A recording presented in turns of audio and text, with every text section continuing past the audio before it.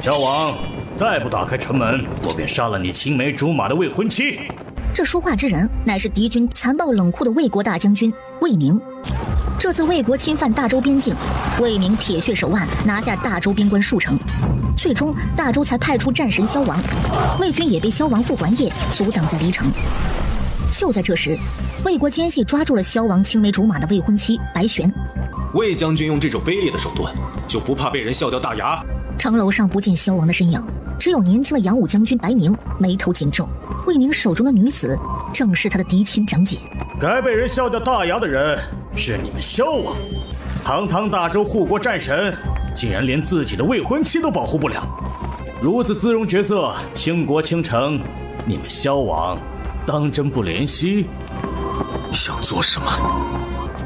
呵呵，魏明冷笑一声，手中匕首寒芒一闪，削断了白玄的一缕头发。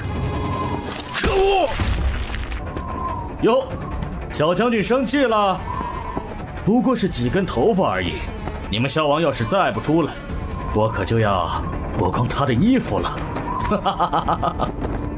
何必如此羞辱一个女子？哼，只要你们打开城门，我不但不羞辱她，还会立刻把她还给你们。大周朝中腐败，魏国如日中天，他若是能用一女子打击到萧王以及萧王的部属，岂不是不战而屈人之兵？本将军耐性有限，快点滚去问你们萧王，他究竟是要这离城，还是要自己的未婚妻？白明再也忍不住，拉开弓就要射魏明。魏明一把抓住白玄，连同十字架一起挡在自己身前。小将军，放箭呀！白明脸色大变，只气得浑身都在抽搐。就在这时，萧王的副将雷霆从城楼下大步走来。雷将军，王爷怎么说？王爷有令，任何人不得开城门。你说什么？这是王爷的命令。白明一下子哑了声音。王爷当真对我姐见死不救？白明，你冷静一下，敌军5万，朝廷却只给了我们2000人马。我不管，我要去救我姐。你们商量好了吗？我耐心有限，数10声。要是萧王再不开城门，我保准剥光了这丫头的衣服，让大家一起观赏。10、9，开城门！我要去救我姐。他今日就是一个人豁出命去，也要和魏狗拼了。我们也去！大周将士们同仇敌忾，气愤不已。谁也不许去！白明顾不得许多，拔出长剑，给我打开城门！不许开！众人不禁一愣，这声音竟是白三小姐。不许开！白玄没有想到自己乘坐的飞机竟然爆炸了，他穿越到了古代，被当作人质，威胁守城将士开城门。他堂堂华夏特种兵训练营总指挥，岂有一穿越来就被人当作人质的道理？白明，你听着，绝不可打开城门！你姐白玄宁死，也不让敌军踏入离城一步。小姐，众人满目震惊，白三小姐真不愧是将门虎女，这般傲骨真是让人佩服。魏明面色一沉，这么说，白三小姐是想被脱光了衣服，供人观赏？没问题，将我剥光了，再五马分尸都没问题。白明，转告萧王复还业，我白玄死不足惜，可是这辱妻之仇一定要报。魏大将军家门显赫，祖坟不难找，让萧王殿下也别刨多了，他们家祖宗18代，一个也别放过就是。离城城楼上，大周将士们的血液都沸腾起来。十字架上，少女看着那样纤细柔弱，可是她的声音有种气吞山河的气势，让人震撼。敌军铁砂营中，一个面容冷峻的男子埋伏已久，将这番荡气回肠的话一字不落地收入耳中。这丫头不是整日里追在三皇子身后，莫哥哥长莫哥哥短的，还追到了这边关，掉入敌人虎狼群中，没想到竟能说出这样一番义正言辞的话来。辱妻之仇，她倒的确是他的未婚妻，虽然是父母从小定下的娃娃亲，可他的心不在他身上。都准备好了吗？这丫头突然醒来，已经激怒了魏明，他们必须尽快动手。回王爷，准备好了。找准机会靠近魏明，救人。是，王爷。魏明面色铁青，这臭丫头怎么敢说出这样狂妄的话？本将军今天就剥光了你，看看你家萧王哥哥颜面何存。就在这时，白玄抬起一条长腿，猛地一脚踹向魏明的小腹。魏明身体没动，白玄却被震得往后倒退数步，才堪堪站稳。原主这具身体虽然是将门之女，身体素质还算不错，但和常年训练的魏明相比，还是差得很远。魏明满脸不敢置信，这女人竟然敢踹他，找死！白玄立住身子不动，等到魏明冲过来之时，才猛地一个旋身，背上十字架就随着他的动作猛地朝魏明脸上抽去。魏明眼疾手快，身子迅速往后一退，才险险躲过木架的抽打。就在这时，白玄已经挣脱束缚自己的十字架，袖手一扬，将十字架高高抛起，又稳稳接住十字架，慢条斯理将上面绳索解下来。就这破东西也想困住他？舅舅，你怎么样？没事儿，杀了他。顷刻间，魏军铁砂营将士朝着白玄冲过来，白玄则盯上了魏明身旁的男子。只见男子面庞嫩白，脸上没有风霜雕琢的痕迹，倒像是从小在富贵窝里长大的娇宠之人。白玄卯足气势，直冲魏明面门，却在靠近魏明之时，身子一转，就将魏明的外甥李全牢牢控制在手中。白玄一把拔出李全身上佩剑，退下，否则我立刻割破他的喉咙。魏明整张脸都黑了，这女人竟然抓了他外甥。你威胁我？不过是以其人之道还治其人之身罢了。魏大将军用我威胁萧王的时候，不是也挺爽快的吗？全儿，为国牺牲是你的光荣。舅舅，您不打算救我？这可是他的亲舅舅，他母亲浔阳长公主的亲弟弟。李全将军为国牺牲，给我拿下杀害李将军之人。一声令下，李全便被判了死刑。白玄知道魏明是个硬茬，可他也不是吃素的，手上用力一拧，就拧断了李全的脖子，朝着冲来的敌军将士扔去。最前方几个将士被砸倒在地。魏明本以为白玄会投鼠忌器，没想到他竟然一把拧断了全儿的脖子。给我杀了这个女人，不惜一切代价！白玄面若冰霜，举起从李全身上拔出的剑，和敌人拼杀起来。魏明的外甥已死，他没有更好的选择，只能擒贼先擒王，抓了魏明。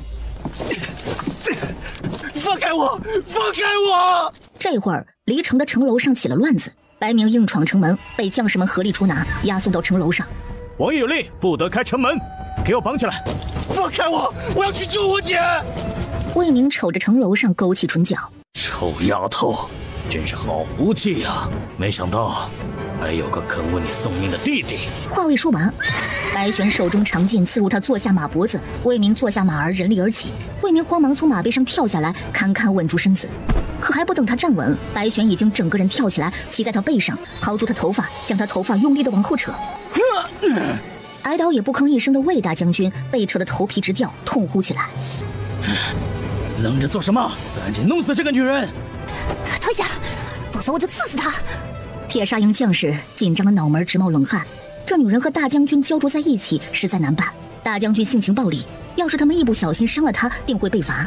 魏明使出浑身力气，终于将白玄整个人从身上扒下来，往地上使劲一扔。这具身体还是太弱了，白玄终究抵不过魏明的力大，被甩到地上，嘴里吐出一口血来。臭丫头，我要把你碎尸万段！就在这时，一道黑影如同流光一般窜出，直飞向白玄。一个英俊威武的男人提着长剑杀过来，坐下棕红色宝马，高扬前蹄，来到白玄身旁。他从马背上弯下腰来，大手一捞，将白玄的身子往上一提，单手箍在怀里。与此同时，男人身后18亲卫顷刻间从敌军之中冒出来，挥剑砍向敌人，杀得敌人一个措手不及。抓紧马缰绳。好。男人身上有股淡淡的血莲香味儿，滚烫的呼吸喷洒在耳廓。顾怀义，是你？你以为你们能逃得出去？萧王冷冷瞥了魏明一眼，猛地从马背上跳起，一脚踢向魏明的太阳穴。下一瞬，萧王一左一右2个侍卫冲上前来，立刻将魏明按住。说时迟，那时快，眨眼之间，魏明成为萧王手上人质。魏大将军，该你做选择，你是退兵保命，还是去西天和你外甥团聚？本将军怎么知道退兵后你会信守承诺放了我？魏将军现在知道了，或者要再挨一刀才知道。魏明他现在别无选择。半刻钟后，呜呜的号角声在离城上空吹响，魏军铁砂营将士如同潮水一般退去。萧王带着白玄回城，等他们安全后，依约放了魏明。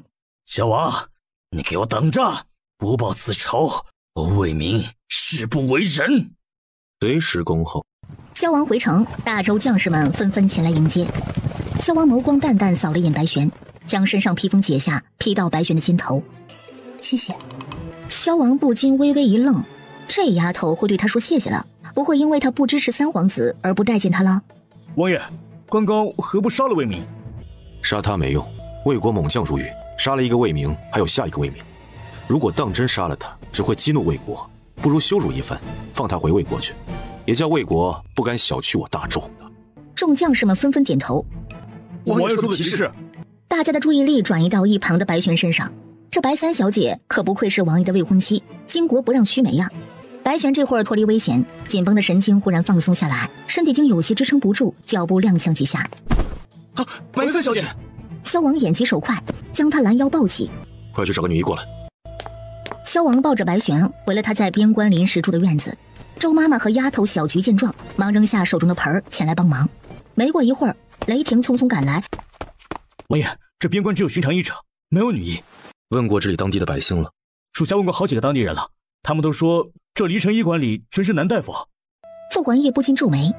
白三小姐是未出阁的女子，又浑身是伤，这要是搁在上京城，一般都是由女医处理。可这是边关，地处荒凉之地，女医可没那么好找。王爷，白三小姐失血过多，恐怕快撑不住了。傅环业浑身气息一凛。王爷，白三小姐性命攸关，要不还是找个寻常医者。话未说完，只见他家王爷一把掀开帘子，大步走进去。准备剪刀、一桶热水、烈酒。是。拿最好的金疮药来，再找一身女子所穿的干净衣服来。是。白玄迷迷糊糊的，只感觉有人在帮自己擦洗身子，身上伤口痛得他四肢麻木，无力动弹。他拼命想要睁开眼睛，只感觉眼前一片迷蒙的，什么也看不清楚。他身体虚弱到了极致，昏睡过去。萧王从房里出来的时候已是深夜，一轮圆月高高挂在空中，男人浑身都被汗水湿透了，漆黑深邃的眸光看向城外。魏明今日受了奇耻大辱，不会善罢甘休。传令下去，加强戒备。是。就在这时，白玄身边照顾的丫头小菊又冲了出来。王爷，不好了，白三小姐发热了，额头滚烫，嘴里还说着胡话。去打盆水来，再多拿几条帕子过来。傅环业眉头紧皱，又匆匆走回屋里。昏迷了整整3日，白玄才醒转过来，他是被人用水泼醒的。白玄豁然睁开眼睛，只见床边站着一个满脸愤怒的红衣少女，手里拎着一个空了的茶壶。你泼我？哼，泼的就是你这个不知廉耻的小贱人！作为表哥的未婚妻，却跑到边关来找三皇子，你还能不能要点脸？红衣少女目光冰冷盯着白玄，眼里闪过一抹嫉妒。这女人容貌实在是姣好，白嫩如玉的面庞上一双碧波大眼，冰肌玉骨，恐怕是个男人见了都会动心。哦，白玄想起来了，这位是梁府的2小姐梁玉涵，她叫萧王一声表哥。这位梁2小姐自幼好武，仗着有2下子身手，时常偷偷混入军中，跟在萧王身旁。但她好像没有惹到这位梁2小姐吧？也不等白玄开口，又是一阵噼里啪啦的怒骂。你被敌军俘虏，现在已是残花败柳，根本配不上表哥。识趣点的就赶紧和表哥退了婚，嫁你的三皇子去，一边吊着我表哥，一边勾搭着三皇子，真是无耻至极。白玄面色沉下来，他没说一句话，缓缓从床上起身，抬起一脚就踹向红衣少女。你敢这么对我？不想死的话，滚！白玄，你可让我滚！梁玉涵顿时就怒了，一耳光就要招呼上去。白玄可不是什么好脾气的人，这大清早的被人用冷水泼醒，还劈头盖脸的骂了一顿，让他心情坏到极致，捏住梁玉涵的手腕。下一瞬，白玄将梁玉涵整个人提起来，朝门口扔了出去。梁玉涵屁股着地，摔得四仰八叉的。白玄，你这贱人，竟敢这么对我！白玄，你这贱人，竟敢这么对我！梁玉涵挣扎着从地上爬起来，就要朝里冲去。房门被人从里面关上，梁玉涵一张小脸撞在门框上。白玄，我杀了你！白玄神色淡然走回屋里，从一旁架子上拿了条帕子擦头发。白玄隐隐约约记起，他重伤昏迷之际，有人将他抱回来，还为他疗伤。脑子里浮现出敌人万军从中杀出的那个男人。萧王是原主青梅竹马的未婚夫，是在2人小的时候父辈定下的娃娃亲。如今2人的父母亲都已经去世，原主也不知道因为什么原因，转而喜欢上了三皇子。这次就是来边关找三皇子，被魏国敌军抓去了。白玄轻轻转过眸来，抬头看向眼前的铜镜，镜中女子容色倾城，身材曼妙。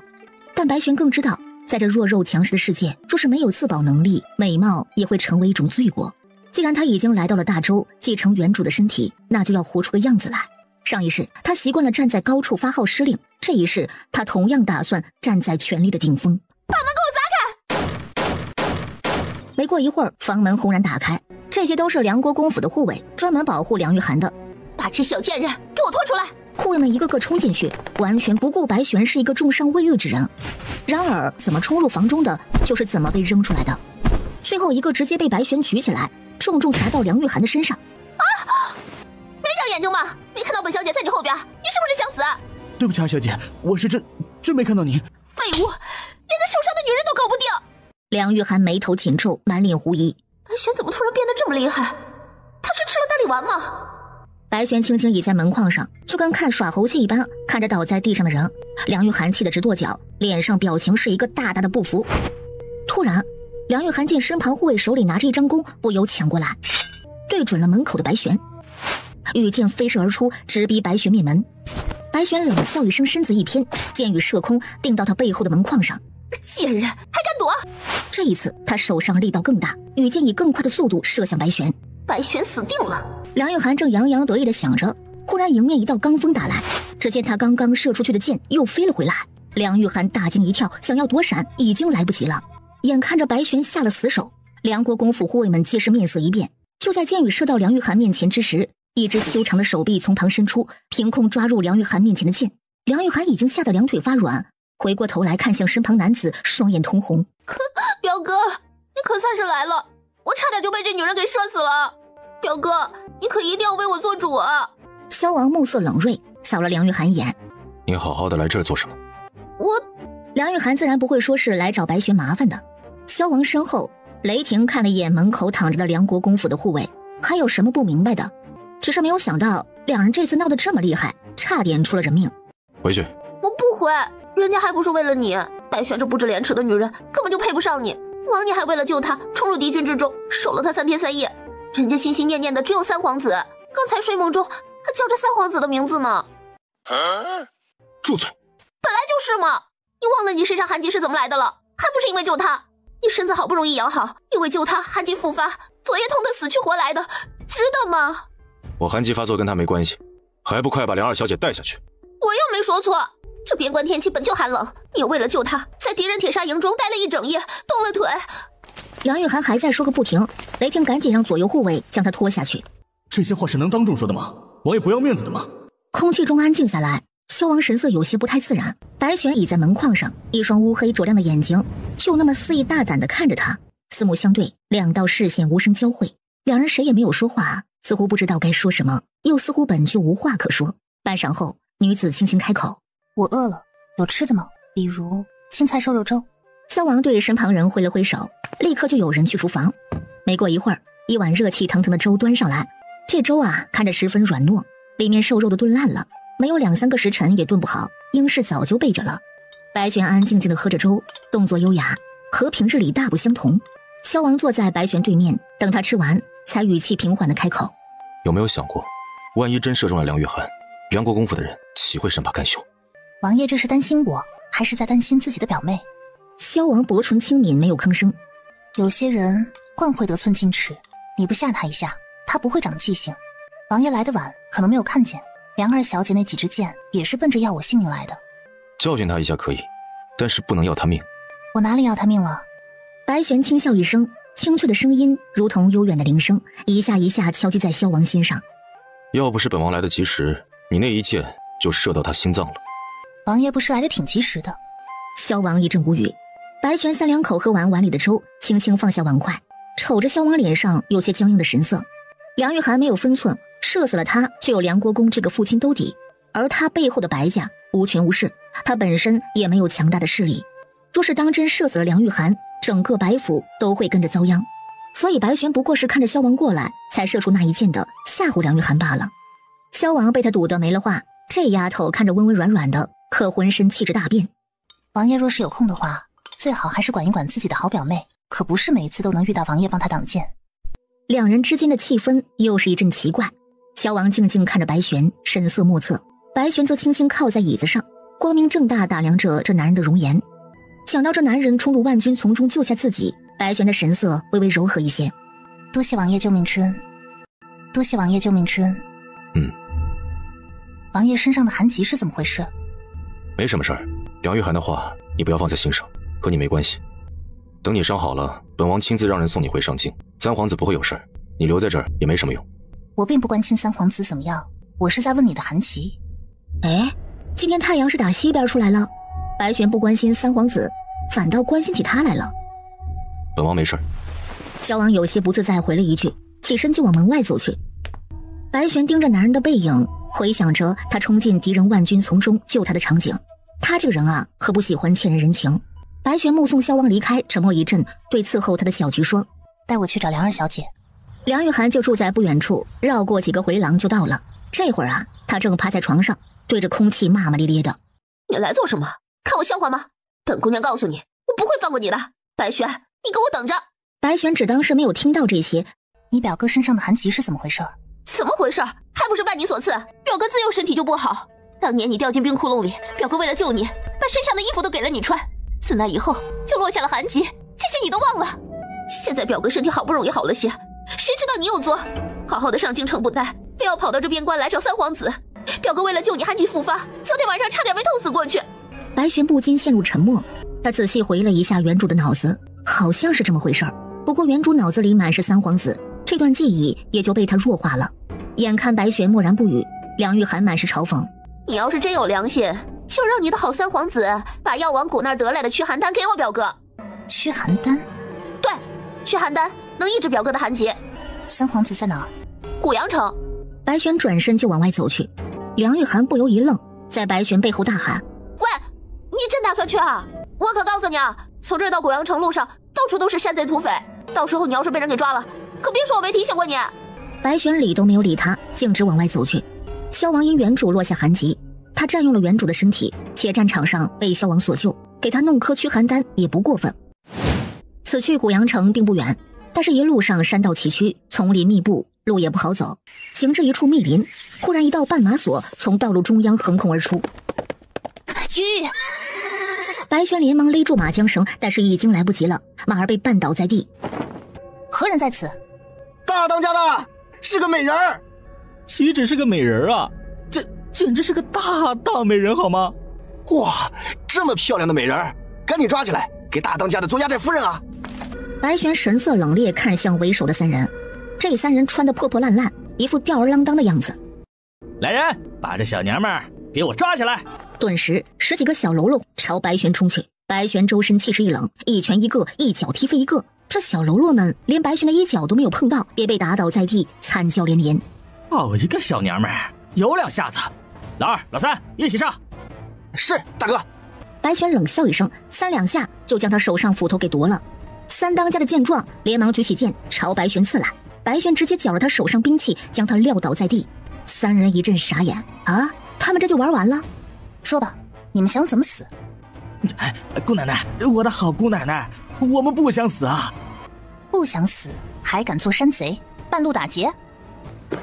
姑奶奶，我不做了，我们再也不敢了。白玄神色淡淡瞅了几人一眼。你们吓跑了我的马，说吧，打算怎么办？我们陪你。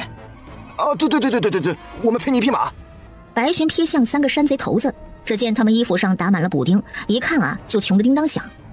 你们全身上下加起来，恐怕也不够买一匹马。女侠，你别看我们穿的破烂，我们还有些家底，不过都在山上，本来是留着今年过冬用的。女侠，你要是不信，可以跟我们上山。想等我跟着你们上了山，再收拾我？大当家的心思被戳穿，吓了一跳。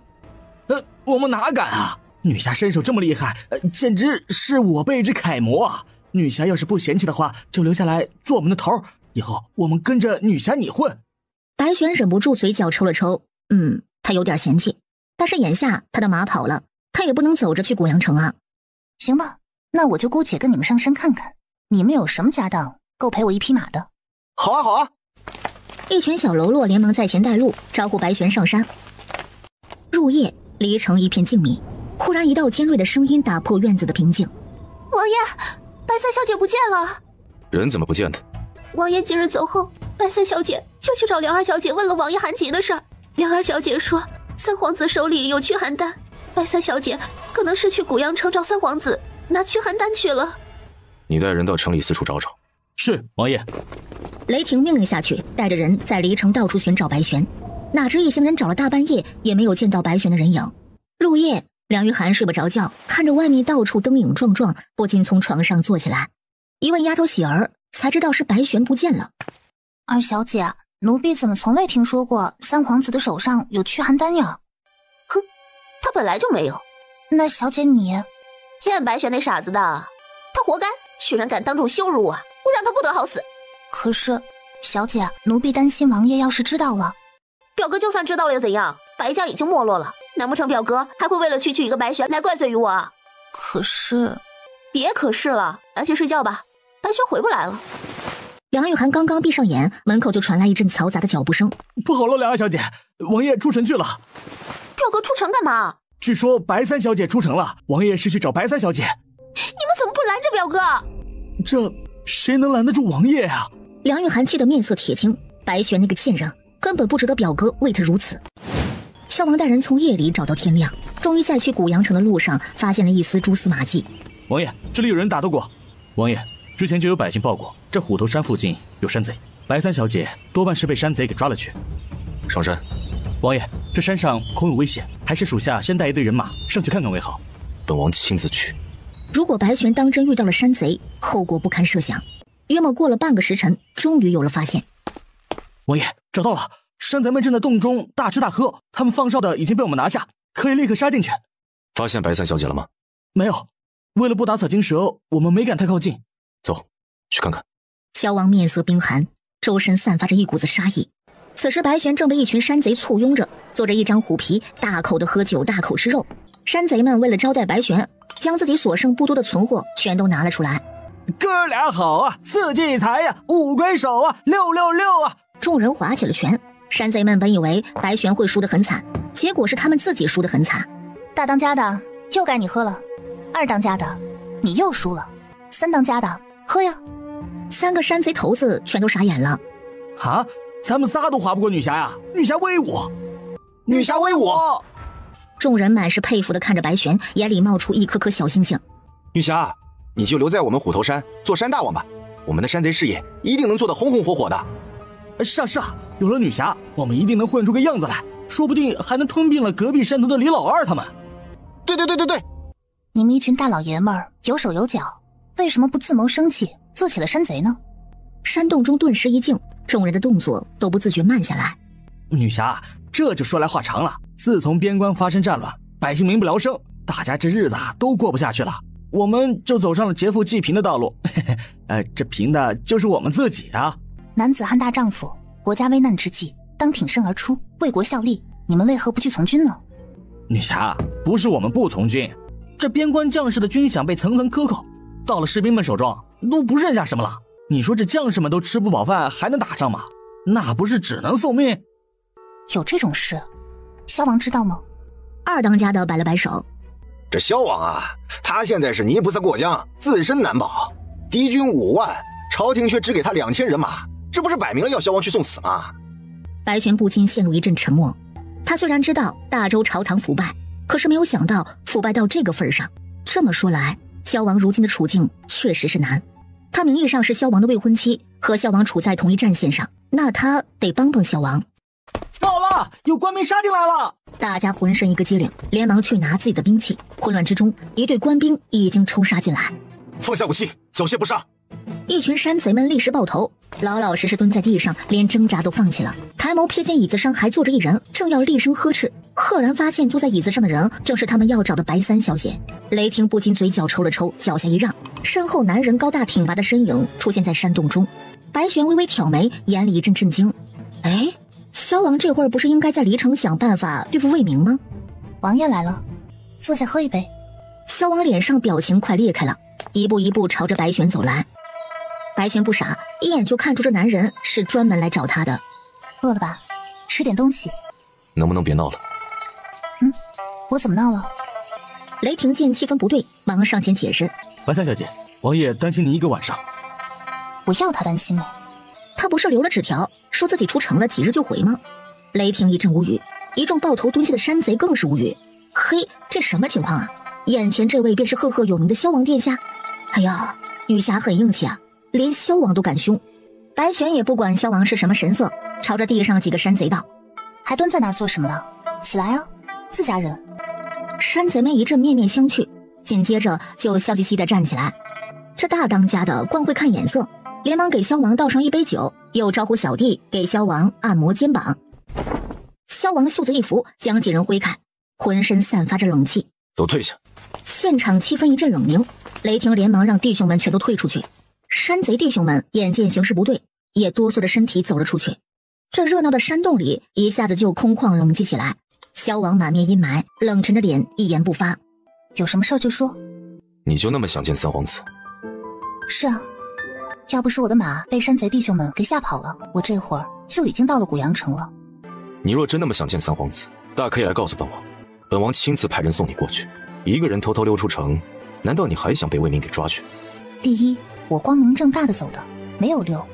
第二，我没有被抓，我是被魏明抓过，但是这不代表着以后我就怕了他魏明。等下一次见到魏明，我还要让他吃不了兜着走。白玄，萧王语气一厉，这丫头听不进去也就算了，还说些冠冕堂皇的话，当真是一点分寸也没有。王爷这么放不下我，百忙之中还跑来贼窝里面找我，可是心里有我。放肆！萧王一阵面红耳赤，怒不可遏，还从来没有人敢这么调戏他。白玄，王爷用不着这么大声，你先回去吧，给我留下一匹马就行了。我去找三皇子，给你弄颗驱寒丹，弄到了立马就回，耽误不了2天。你想见三皇子就明说，不要拿本王当挡箭牌。当什么挡箭牌啊？你救了我一命，我给你弄一颗驱寒丹罢了，就这么简单。三皇子手上根本就没什么驱寒丹，你深夜偷偷溜出城，不过是为了见他。你喜欢三皇子也无可厚非，但是能不能不要拉上本王？三皇子手上没有驱寒丹，梁玉涵那个小婊子骗我。白玄的沉默直接就被萧王当成了默认，男人脸色铁青。你不是想去古阳城见齐墨吗？本王现在就送你去。我不去了。既然三皇子手上没有驱寒丹，那他还去做什么呀？萧王神色这才好了一些。不去就跟本王回离城，回头我派人送你回上京。我不回。现在回去他多没面子呀，出都出来了，不干点什么可不是他的风格。这驱寒丹搞不成了，别的东西嘛总还要搞一搞的。你以为本王想管你？要不是看在你父亲救了本王一命的份上，本王看也不会多看你一眼。王爷现在已经自由了，从今往后都不用再管我了。你到底留在这干什么？难不成你真要做什么山大王？做山大王有什么不好的？自由自在，想怎么样就怎么样。别说，我还真就留在这儿做山大王了。傅环叶眸色微沉，一把握住白玄纤细的手腕。你信不信本王一锅端了这贼窝？这男人要来强的。白玄是个吃软不吃硬的，萧王强硬，他更强硬。反手握住萧王的手腕，用力一拉，就将萧王拉到了自己身前。信不信我把王爷按在地上摩擦？傅环叶耳窝一热，呼吸都重了几分，听到他的话又不禁一阵惊怒。不等他有所动作，用力一推，就将男人推倒在桌子上。他俯下身来。王爷这么放不下我，百忙之中还跑来贼窝里面找我，可是心里有我。放肆！萧王一阵面红耳赤，怒不可遏，还从来没有人敢这么调戏他。我还大胆着呢。白玄轻笑一声，近距离欣赏的男人刀工雕刻一般完美的盛世美颜。王爷长得可真不错。萧王真是无语，他竟然被这女人给轻薄了。傅环叶额头上青筋暴跳，这女人到底是哪儿根筋不对呀？他不是觉得三皇子那样的才好看吗？说什么三皇子温文尔雅，不像他冷硬粗犷，就跟个臭石头一样。萧王反应过来，一把推开白玄，却不知什么时候，白玄手中绳子已经缠上他的双手，迅速打了一个奇怪的结，将他给绑了起来。你做什么？王爷要是不想丢面的话，就尽管大声的喊，最好是让你的属下和山贼们都进来看一下，王爷被一个女人给绑了。你到底想做什么？我想给王爷支个招。什么招？我知道王爷眼下守在这离城，正是危难之际，敌我势力悬殊。王爷若是不动用萧老王爷留下来的人脉和势力，恐怕很难打赢这场仗。可若是王爷联合老王爷的部下，朝中就会有人说王爷勾结老王爷旧部谋反。萧王不禁微微一愣，他没有想到白玄会看到这一点。我给王爷支的招呢，很简单，就是把三皇子拉下水，让三皇子来背这个锅。萧王凝视白玄半晌，眼前这张脸绝美而陌生。曾经的白玄不会说出让三皇子背锅这样的话。如今三皇子龟缩在古阳城，正等着抓本王的错处，怎么让三皇子背锅？这简单，潜入古阳城中弄了他，逼迫他出兵就是了。他可是三皇子。三皇子又能怎么样？没有实力的皇子命如草芥。白玄语气猖狂至极，他说这话之时明眸透亮，神采飞扬，让萧王不禁微微一愣。三皇子如今在朝中的处境比之王爷也好不到哪儿去，他上面有大皇子和二皇子压着，永远低人一头。三皇子这次前来督军也不过是为了抓到王爷的错处，讨陛下欢心罢了。王爷就不如将胜利的锅盖强行盖到三皇子的头上，彻底将三皇子拉下水，让三皇子来承担这一切。他毕竟是个皇子，就算是再让他的父皇爹不开心，也就是不开心罢了。可这灾难要是落到了萧王府的头上，那就是灭族的罪。萧王很是有些惊讶，他没有想到白玄会出这样的主意。白玄轻轻抬眸瞅着眼前男人，见他没有表态，王爷，这是您的机会，支持三皇子就是救您自己，也就是救萧王府。说了半天，你还是为了齐墨？我是为了你。白玄一阵无语，他怎么做什么这男人都觉得他是为了三皇子呢？这主意摆明了是在坑三皇子呀，让三皇子没法讨皇帝的欢心呀。萧王到底没多说什么，只是微微摇头。齐墨难成大业，若是本王支持他，萧王府就真的完了。萧王府一向中立，不参与各皇子党争，他若是开了这个先河，萧王府日后都没法独善其身了。王爷只需要先让他把这锅给背了，让他误以为你支持他，回头找一个机会把他甩了就行了。萧王陷入一阵沉默，他从前只知打仗，以保家卫国为己任，可到头来呢？陛下忌惮萧王府，三番五次为难他，怀疑他。这次面对强大的魏军，竟然只让他带萧王府的2000府兵上战场，美其名曰萧王府的战士能够以一当百。王爷若是下定了决心，现在就可以去找三皇子了。那你呢？我还有点事儿，做完了就回离城。王爷放心，我不会给你惹麻烦。傅环叶凤眸轻抬，看向眼前女子，只觉得她变了不少。以前她是绝对不会喝这种劣质茶叶的。最后萧王留下18亲卫保护白玄，自己带着雷霆等人离开。山贼们见萧王下山了，立刻就朝着白玄围过来。女侠，你和萧王是什么关系啊？女侠，你可真厉害啊，连萧王都能搞定。女侠，我们以后就跟着你混了，以后你让兄弟们往东，兄弟们绝不往西。那我要你们从良，你们可答应？山贼们对视一眼，扑通一声跪下来。答应，只要是女侠让我们做的，我们通通都答应。好，那就准备准备，跟我去烧了魏军粮草。啊！山贼们顿时就懵了，真去啊？怎么，怂了？莫非你们刚刚所说都是假话？谁怂了？干就干，跟着女侠，兄弟们就是上刀山下火海，也在所不惜。行，那就做好准备，天黑就行动。遵命，女侠。白玄没和众人开玩笑，是夜，他便带着一群人前往魏军储存粮草的雍城。你们在城楼底下挑衅，将敌人引出来，我斩杀了他们的主将，然后我们就一起冲进去。女侠，这可是训练有素的敌军，你不要轻敌啊！只管按照我的吩咐做就行了。这些拿着冷兵器的敌人对他来说都是小意思。记得，你们冲进去之后，不要和敌人纠缠，一路从南门杀到北门，在那里等着。到时候见城内起了大火，就是敌军粮草被烧了。女侠，如果没见城内起火呢？没有这种可能。白玄抬眸看了众人一眼，眼里冷芒，浩如明月。女子身上气势十足，浑身满是自信。山贼们也被她身上气势所感染，当即站出来挑衅。雍城的小贼们听着，马上快过年了，还不快拿些东西孝敬山贼爷爷们！快开城门，快来迎接本山大王！再不出城来，小心爷爷一锅端了你们！城楼上亮起了灯，雍城的敌军守将一见是一群山贼，顿时就带领一彪人马出得城来。区区山贼，竟敢前来打劫军营！哟呵，还有个女的！话落，白玄手握长剑，当空一横，只一刀便将敌军将领的头颅斩落在地。山贼和敌人们尽皆大惊一跳，白玄一马当先冲进城去，敌人四散溃逃，山贼们在后猛追。进了城内，白玄带着一小队人马去烧敌军粮草，大部队山贼们直往北门而去，整个城内全都混乱起来。半个时辰后，城内火光冲天，起火了！女侠烧了敌军粮草了！山贼们振奋不已，士兵们守将被杀，一路溃散。没过一会儿，白玄与众弟兄们会合，往城外而去。翌日，萧王从古阳城回来，带回被胁迫不得不答应出兵的三皇子，让人将三皇子看管起来。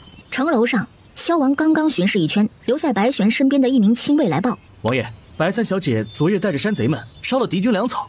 傅环叶微微抬眸，白玄不跟他回来，就是为了烧敌军粮草。什么？你说谁烧了敌军粮草？白玄？怎么可能？是白三小姐啊，我们一直跟在白三小姐身边。昨晚上，白三小姐带着众人杀入雍城之中，斩了敌军守将，放火烧了敌军粮草，我们亲眼所见。梁玉涵不敢置信地瞪大眼睛，白玄这女人不可能有这样的本事啊！这名亲卫是不是被白玄给收买了，所以才会为白玄说话？白玄这会儿带着山贼弟兄们进了城，安顿好弟兄们后，打着哈欠上了城楼。白玄，你这贱人上哪儿去了？还得表哥到处找你！你偷偷溜出城也就算了，竟然还敢撒谎，说烧了敌军粮草。你快告诉大家，敌军粮草不是你烧的！你敢打我！梁二小姐的嘴巴若是再不干净，我不介意帮你撕了它。表哥，他打我，看我不弄死他！弄死我，那也要看你有没有这个本事。这梁玉涵骗他，他正愁找不到借口收拾他呢。这会儿正好自动送上门来了。梁玉涵的脸被白玄打伤，这会儿城楼上又有这么多人看着，哪里咽得下这口气？他张牙舞爪就朝白玄冲去。白玄冷笑一声，等到梁玉涵冲过来之时，脚上一勾，梁玉涵跌了一个狗吃屎，哇哦一声就哭出来。他抹着眼泪，不服气地从地上爬起来。白玄抬眸看去，只见梁玉涵的手中握了一把匕首，好家伙，动刀子了！众人不禁屏住呼吸，但见萧王没有说话，也就没人动。白玄侧身躲过梁玉涵的袭击，一把抓住他的手腕。我这个人呢，有个毛病，一旦有人在我的面前耍刀子，就得见血。梁二小姐怎么这么不小心呢？这没伤到我，反倒是把自己给弄伤了。白玄抬手拍了拍梁玉涵的肩膀，将他推到一旁，朝着萧王走去。梁玉涵看着白玄嚣张狂妄的背影，心中恨意升起，他举起匕首就朝着白玄后背上刺去。众人忍不住倒抽一口凉气，这梁二小姐还偷袭啊！雷霆想要过去阻止，已是来不及了。眼见着匕首就要刺到白玄的后背，白玄一个回身，一脚就将梁玉涵手中匕首踹飞。下一瞬，他从腰后取出绳索，直接套在梁玉涵的身上，拖着他往城楼边上走去。你干什么？表哥，表哥！萧王神色淡淡看着城外，仿佛什么也没有听到。下一瞬，白玄将梁玉涵从城楼上扔下去，倒挂在城楼上。梁玉涵的身体砰的一声撞在城墙上，撞得他骨头都要散架了。救命！救命啊！救命！救命啊！梁玉涵眼里世界都颠倒了，这会儿才感觉到怕了。白玄眼皮子都没有眨一下，一手拽着绳子。梁国公府的护卫们围上来，面色阴沉。放开我家小姐！哦，你的意思是要我现在就松手了？白玄手上微微一松，那绳子就往下移，梁玉涵也跟着往下坠落。护卫们吓得面色一白，顿时缩在一旁，不敢说话了。王爷，您看我多知道分寸，是不？萧王抬眸看向白玄，神色淡淡。玩够了就把人放下来。白玄美眸对上男人深黑的眸子，看他一眼，冷哼一声，随手把绳子绑在城墙的垛口上。三皇子答应出兵了？那就好。眼下敌军粮草被烧，军心大乱，三皇子既然已经答应出兵，王爷要及早行动才是。你不去看看三皇子？白玄眉梢微挑，这个男人的语气怎么怪怪的？不想去。原主是个恋爱脑，沉迷于三皇子，他可对三皇子没有半分兴趣。哦，对了，我弟弟白明被关了好几天了，王爷也应该放人了吧？他这次收服了一大群山贼，那群山贼弟兄们可嚷嚷着要跟他混，正好他让白明把这些山贼们编入军中，好好训练，将来有用处。白明违背军规，该罚。那就罚呀，罚完了就赶紧放人。众人一阵诧异，白明将军当初也是为了救他这个姐姐才闯城门违背的军规，如今这白三小姐不但不替白将军求情，还让王爷罚他，真是让人惊叹。众人并不知道白玄的骨子里是个比萧王还遵守军规的人。依你之见，本王该怎么罚？就依军中规定，大打50军棍，罚俸半年。好，就按白三小姐说的办，将白明带上来。白明很快就被带上来，高高个个的男子一见到长姐，眼睛瞬间就红了。长姐！白玄面无表情，神情严肃。趴下，好好受罚。众人无语。白明用力吸了吸鼻子，还好长姐没事，没事就好。他点点头，老老实实受罚。粗壮的棍子一下一下砸在白明身上，白玄眼睛也没有眨一下。见白玄神色冷漠，雷霆不禁摇头，有些为白明感到不值。萧王完全可以肯定，这女人确实是性情大变了。要是换了以前，他早就跑过去护着自己弟弟了。等白明挨完罚，他弯下腰，直接将白明从地上抱起来。白明一阵不好意思：“张姐，我自己能走。”“走什么？姐抱着你回去。”众人看着姐弟二人的背影一点点消失在城楼上，神色一阵复杂。白玄一路将弟弟抱回房里，说是要给他上药。白明的脸色直接就红了，强撑着伤痛把张姐往外推。怎么不好意思了？他对这个哪怕违背军规也要冲出城去救他的弟弟有种天然的好感。姐，你自己身上的伤还没好呢，你还是先照顾好自己吧。我没事儿，倒是你身体看着瘦了不少，回去姐给你炖一些鸡汤补一补。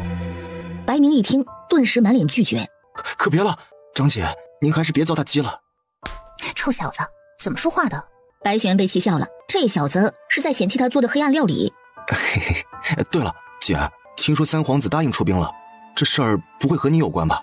白明瞅着自己亲姐，神色看起来有些紧张。老实说，他并不希望长姐牵扯进三皇子和萧王之间。没，是萧王说动了三皇子。是吗？张姐，你就那么喜欢三皇子吗？你呀，还管起姐姐的私事来了。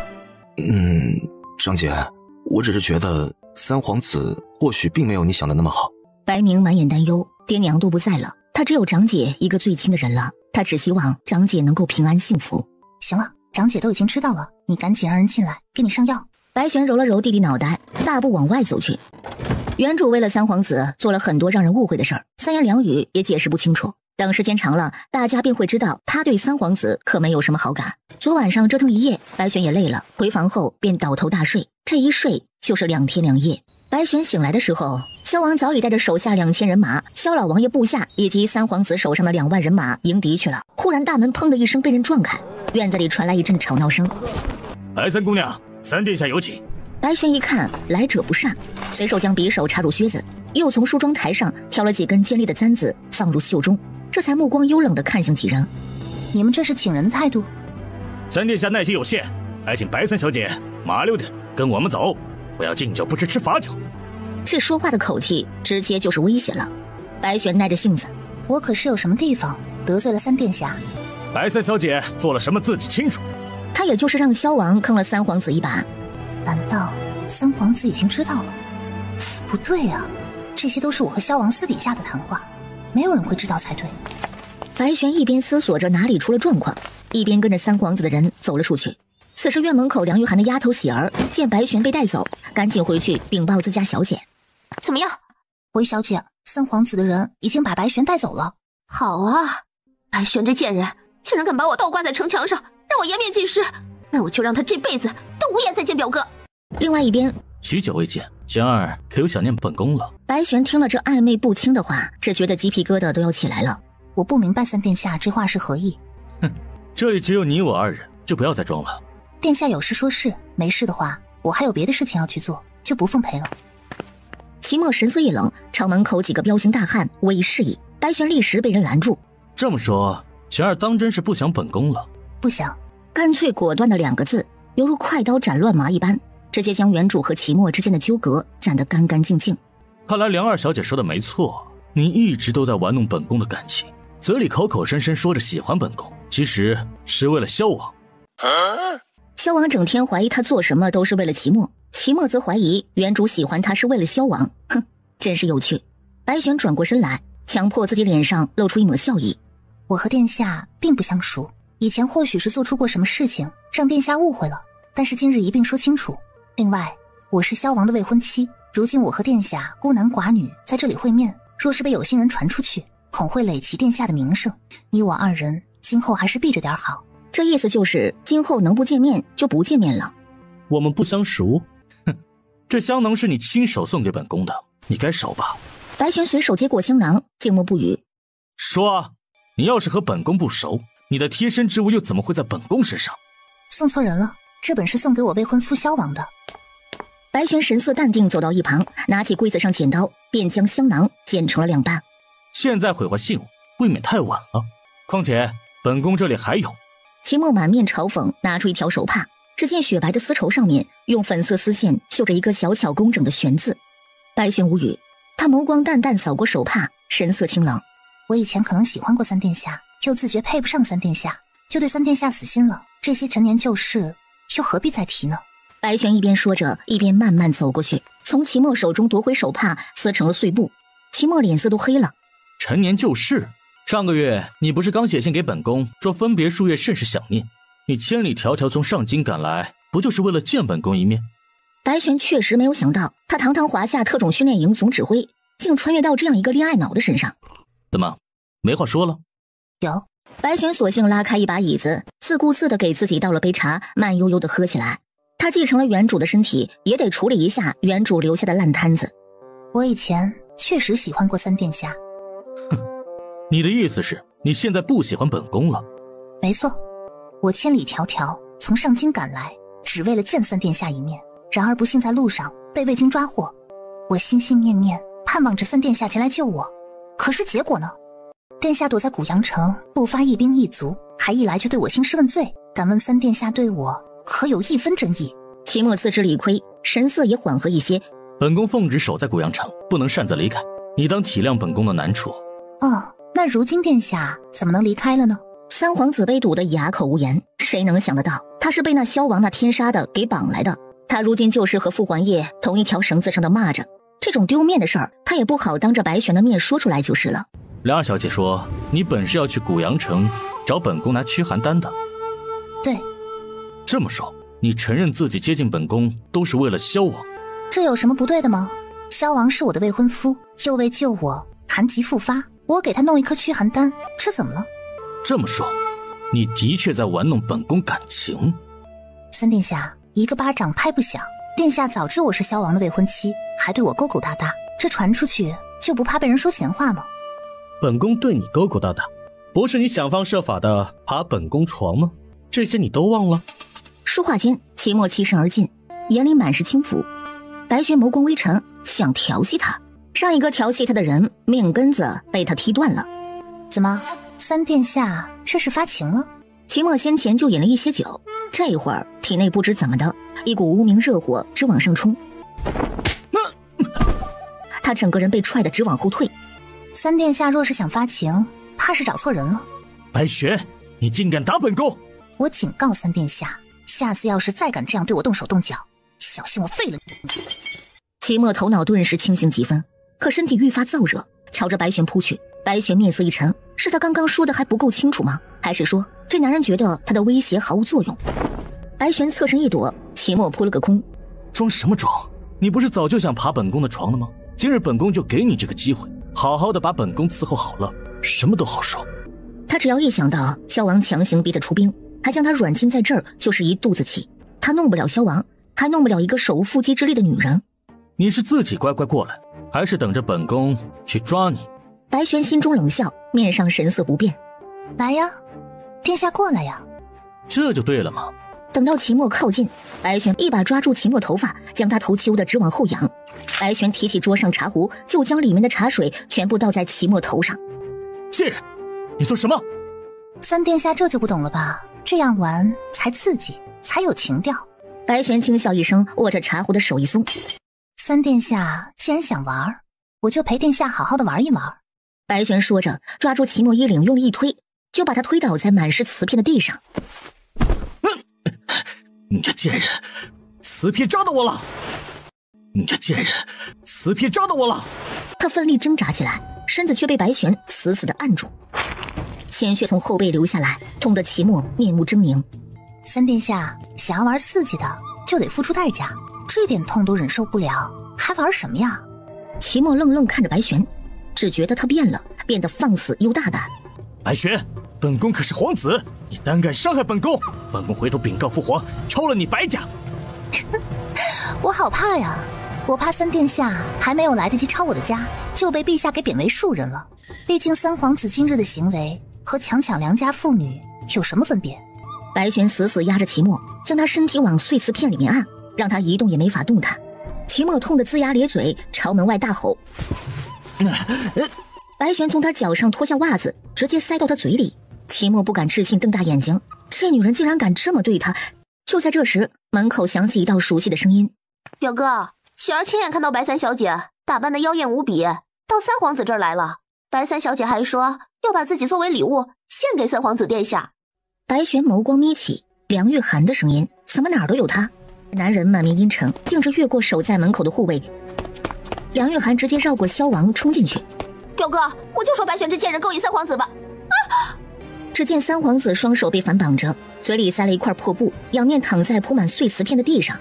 三殿下，您这是怎么了？梁玉涵冲过去，目光四处扫视，连白玄人影都没有见着。不对啊，门口那么多人守着，没见到白玄出去，他人呢？白玄，是你在这儿吗？不会是你把三殿下给伤成这样了吧？你快出来啊！我们都知道你仰慕三殿下，都这种时候了，你也没必要躲起来，快出来吧！他一定要将他找出来，让他身败名裂。你们还不快到处找找，看看到底是谁伤了三殿下？护卫们这才反应过来，忙把三皇子手上绳索松开，嘴里破袜子拿出来，四处搜索起白玄来。三殿下，这究竟是怎么一回事啊？是谁伤了您？齐墨此时浑身滚烫，体内就像是有一片火在燃烧。他一见梁玉涵在面前晃荡，就忍不住朝梁玉涵冲过去，一把抱住梁玉涵。众人都惊了一跳，梁玉涵更是吓住了，浑身僵硬的一动也不敢动。齐墨却更加放肆了，又朝他嘴唇上亲去。众人一阵傻眼，可谁也不敢说什么。原来三殿下喜欢梁二姑娘。白玄的声音在门口响起，梁玉涵这才清醒过来，连忙挣扎着退开，却发现齐墨力大无比。他双手紧紧箍着他的腰身，将他死死按着，让他挣脱不得。表哥，救救我呀！表哥，救救我呀！萧王这才走上前去，制止了齐墨。他神色奇怪看着白玄。齐墨这副样子是他做的，他不是很喜欢齐墨吗？梁玉涵好不容易从齐墨手上挣脱出来，一见白玄完好无损地站在眼前，顿时脸都绿了。白玄这贱人怎么会好端端的从门外进来？没想到梁二小姐和三殿下才是真正的郎情妾意，二位都已经亲在一起了，想必好事也将近。这么好的事情怎么也不提早告诉我一声呢？我也好准备一份贺礼啊。梁玉涵面色铁青。白玄，是你做的是不是？是不是你对三殿下下了药？下药？白玄本来没往这方面想，经过梁玉涵这么一提醒，再看看齐墨现在的模样，还有什么不明白的？齐墨虽然对他别有所图，但好歹也是大周三皇子，不至于对他做出那样无耻的事情来。但如果是被人下了药，那就不好说了。还不快找大夫来看看，是不是有人对三殿下下了药？齐墨的护卫们一听，立刻就去找了一位大夫来。这位公子在2个时辰前服用了鸳鸯散。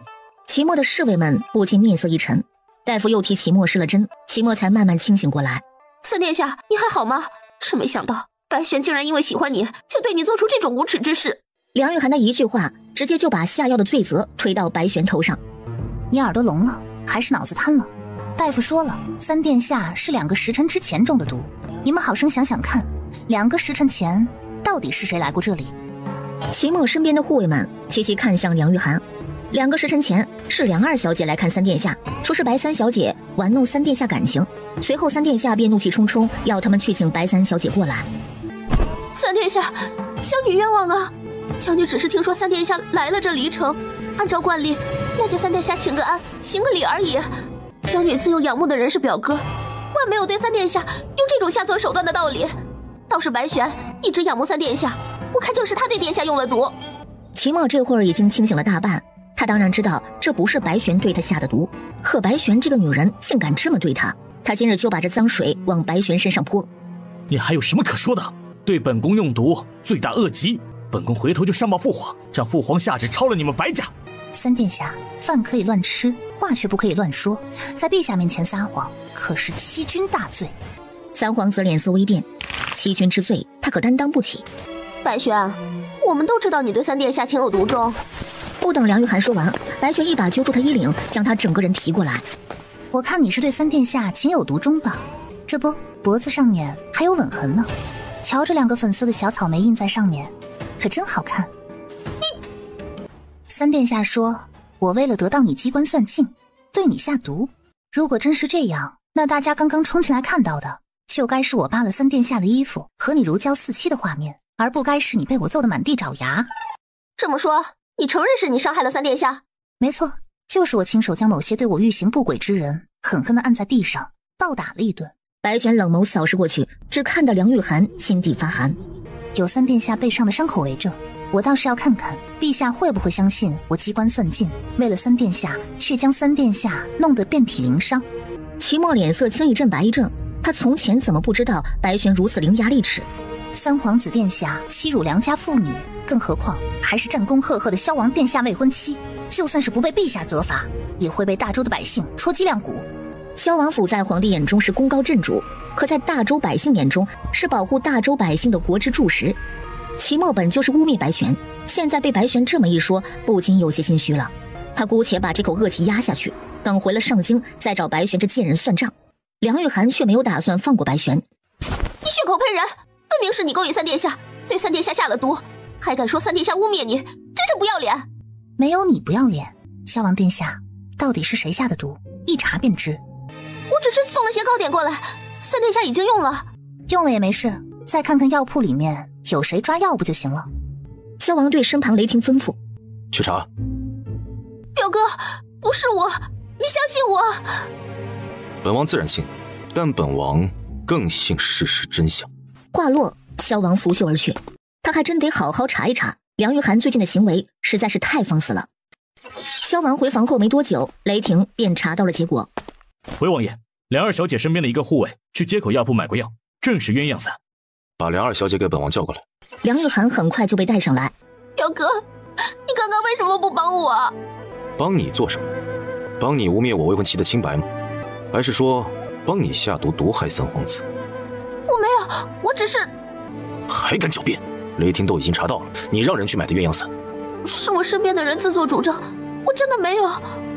你以为三皇子不知道是你？要不是担心这件事累及自己名声，你以为三皇子会善罢甘休？雷霆，将梁二小姐拖下去，大打20大棍，再送回上京。表哥！梁玉涵满目震惊，他竟然为了白玄打他。立刻打，打完连夜把人送走。是，王爷。左右侍卫立刻上前来，架住梁玉涵就拉下去。表哥，你不能打我，不能打我，我不要回上京。表哥，我不要。梁玉涵的声音越来越远，屋子里安静下来，窗外树叶刷刷，秋风卷着寒冷的气流从窗户灌入。雷霆连忙去关窗户。萧王似乎再也忍受不住，面色肉眼可见的发白，他眉头紧皱，整个人有些哆嗦，额头上渗出不正常的汗珠。雷霆回头一见，面色大变，王爷这是寒疾发作了。王爷，属下让人去熬药。白玄呢？白三小姐收服了那群山贼，这会儿正和白明张罗着训练山贼呢。龙刹，属下在。以后你暗中保护在白三小姐身边，若是有什么事，及时来报。是。这会儿萧王整张脸都成了乌白色，雷霆心疼不已。王爷，您就别担心白三小姐了，先上床歇会儿吧，我让人弄点姜汤来。这药啊还得熬上一会儿，只能让人先熬点姜汤。雷霆吩咐下去，又叫人抬了几个火炉子进来。今年这天冷得比往常早，只希望王爷这个冬天不要太受苦才好。此时白玄面前100多个山贼整齐列队站在教场上。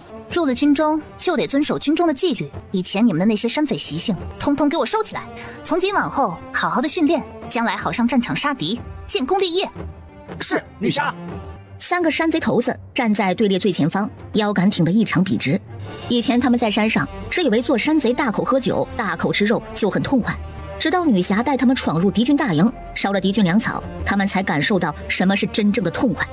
军中有军中的规矩，以后不要再叫我女侠，可以叫我白三小姐，或者是老大。是，老大。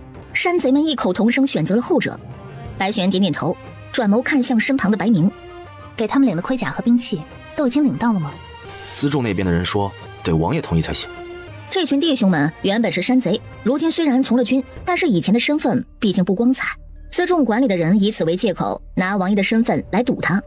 行，我回头去找萧王，都给我好好的练，将来才能出人头地。是。白玄离开教场后，径直往萧王院子里而去。这会儿正值傍晚时分，萧王的院子里灯火通明，来来往往的下人们行色匆匆。白玄见他们抱棉被的抱棉被，抬火炉的抬火炉，还有人端着汤药，不禁一阵奇怪。这是出什么事儿了？雷霆惊了一跳，回过头来见是白玄，想着王爷这一身寒疾都是因他而起，不禁没好气。还不是因为白三小姐你？因为我。王爷当年为了救白三小姐而落下寒疾，如今是寒疾复发了。白玄闻言一愣，随即他朝屋里走去。白三小姐，王爷已经歇下了。白玄没有应声掀开帘子，一眼便将里面情况尽收眼底。不过深秋季节，屋子里已然燃起4个火炉。萧王静静躺在床上，身上盖着几床厚厚的棉被。白玄径直往里走去，只见男人合着眼，面色煞白，唇上毫无血色，整个人好似没有了生气。他抬手抚上男子额头，刚一碰到男人肌肤，手上便是一凉。他又摸了摸男人的其他地方，萧王浑身好似一个冰块。白玄心中大为震惊，萧王的寒疾竟然如此严重，照这么下去的话，他怕是活不了多久了。很冷吗？很冷吗？你怎么来了？白玄没有回答，他将手伸进萧王被子，想替萧王按摩一下身体。你做什么？我懂一些穴位方面的按摩，可帮助王爷揉捏一下腿部，让王爷身体热起来。不必了。萧王忙抓住白玄乱动的手，往被子外推。不巧的是，他这会儿浑身无力，力气竟没有白玄大。萧王只得厉声道：“出去！别动，好好躺着便是。”被子里冷冰冰的，一丝热度也没有。男人身体冷得仿佛周围的空气都冻结了。白玄也没有墨迹，迅速找到萧王的腿，便按摩起来。你快别闹了，出去！王爷可是担心我的名声？我在世人眼里都已经是被敌军糟践过的女子了，王爷还担心什么？在这封建的古代，只要女子被敌军抓去，甭管你清白还在不在，世人皆认为不在了。不过这些对他来说都是毛毛雨，他上辈子什么大风大浪没有经历过。萧王一时不知该说什么，半晌他才道：“你不用担心自己嫁不出去。”言外之意就是他会娶她。我一点也不担心。白玄一边和萧王说着话，一边将萧王手脚四肢按摩完毕，又帮他揉揉脚底。脚被柔软的小手握住，萧王有些不自然地别过头。按摩完后，白玄探探萧王的体温，发现这套按捏手法对这男人来说作用不大。萧王的身体依然僵硬得如同一个冰块，没有任何好转的迹象。这不行。白玄愣在原地沉默半晌，他踢掉脚上鞋子，钻进萧王的被窝。你做什么？白玄没有回话，趁他不防备，整个人窝进男人怀里，雪白的藕臂抱住他。萧王的呼吸猛地一沉，一股奇异的感觉从心头窜起，直涌入四肢百骸。这丫头身体如此柔软，如此沁香，就像是一团热火，好似要将她点燃。萧王重重喘了口气，眸光幽深看向白玄。你知不知道自己在做什么？我知道。既然按摩手法对这男人没用，那他就换一种方法。白玄并不打算单纯的用身体温暖萧王，他估计这样做效果不大。他想用一个女人的诱惑力激起一个男人内心原始的火热。白玄也不知道这样做行不行，但总归得试一试。萧王整个人都乱了，身上传来的奇异感觉几乎让他失去理智。这丫头的行为太突然，太大胆，太放肆，以至于他除了震惊全是慌乱。萧王极力保持镇定，用力推着白玄的身体。出去！你再不出去，我就叫来。萧王话未说完，尽数被白玄堵在喉咙里。他现在管不了那么多了，哪种方式能让这男人热起来，他就用哪种方式。萧王唇瓣一热，脑子轰的一声炸开，只觉得头皮都在发麻。他体内迅速窜起一股火热，直冲脑门。女子奇异的香甜在口腔中蔓延，让人忍不住想要汲取更多。白玄的吻极大挑战萧王的自制力，冰冷与火热交融在一起，让人沉沦。小丫头，你这是在玩火。白玄离开男人嘴唇，轻轻一笑。王爷火起来了吗？他感受到他身体变化了，这一招有用。萧王也察觉到自己的变化，心中又惊又恼，又羞又郁。他从未和女子有过如此肌肤之亲，除了那一夜抱着昏迷的他为他清洗伤口。萧王体内生出一股奇异的潮热，身上的冰寒一点点散去。白玄一动没动，只还是抱着萧王，深深看着他。王爷就没有找个大夫看一下？宫里的御医也没法子吗？难道这病就没得治了？看了，御医也没有法子，只说是药王谷的老医仙才能治，但药王谷神秘莫测，药王谷的人更是行踪飘忽不定，本王找了好些年也没有消息。回头我帮你找。萧王对此并不抱什么希望，但也没多说什么让人沮丧的话。这丫头能如此待他，他已经很意外了。我的寒疾和你无关，你不要听梁雨涵胡说。男人声音不自觉柔和下来，看着这个从小和他定了娃娃亲，但是一直不怎么喜欢他的少女，第一次有了不想放手的想法。和我有没有关系都无所谓。那日我被魏明抓去，你不是还救了我一命吗？一报还一报，我也还欠你一条性命。白玄感到萧王的身体越来越热，被子里也渐渐有了热气。他还发现男人的手臂不知什么时候环在他腰上，不发现还好，一发现只觉得身体有点发烫。这男人身上的肌肉弹性紧致，抱着太舒服了。就算本王那日不出现，你也能抓住魏明自己逃脱吧？不好说，只能说有机会。主要是当时这具身体太弱了，等我以后好好的训练，一个两个的魏明根本就不在话下。你变了。是变了。原主都已经死了，他完全就是另外一个灵魂，不变才是怪事呢。白玄的手臂轻轻松开萧王，因为他感到男人身上有点火热了。他在被子里面活动一下手脚，伸展，保持一个姿势有点僵硬的筋骨，却一不小心碰到男人身上不该碰的地方。萧王浑身一僵，面色骤变，脸从脖子红到耳根。白玄手上一烫，连忙放开萧王，脸色也烫起来。屋子里的气氛一下子就暧昧起来，四目相对，两人又迅速移开目光。王爷，你脸红了。本王又不是柳下惠。他一个大男人和个身娇体软的小姑娘同在被窝，又被人吻了，甚至碰到了敏感处，还不准他脸红。怪我喽。白玄轻笑一声，见萧王恢复的差不多了，他不由从被子里抽身出来。这厚厚的被子里3层外3层盖在身上，他实在有点热。萧王轻轻看着女子穿衣的背影，心头一阵空落落的感觉。白玄倒了杯水递给萧王，萧王伸手接过，只喝了一口便放下。多喝点热水，补充水分，也能暖暖身子。萧王听话的又喝了一口，见他寒疾慢慢好转，白玄开始说起正事。看在我给王爷暖身子的份上，王爷能不能答应我一件事啊？萧王神色一僵，这丫头如此对他，是因为有事求他。说吧，什么事儿？萧王神色慢慢冷淡下来，心头的火热也被浇灭大半。据我带回来的那群山贼兄弟，他们已经从了军了，但是缺一身甲胄，还缺一件趁手的兵器。王爷能不能批准一下，给他们每人弄一套？就这事儿？就这事儿啊。王爷一句嘴皮子的事儿。好，本王答应你。傅环叶唇角微勾，心情又不自觉地好起来。他还以为这丫头又要和以前一样说什么没谱的话，没想到只是给山贼们要一身行头。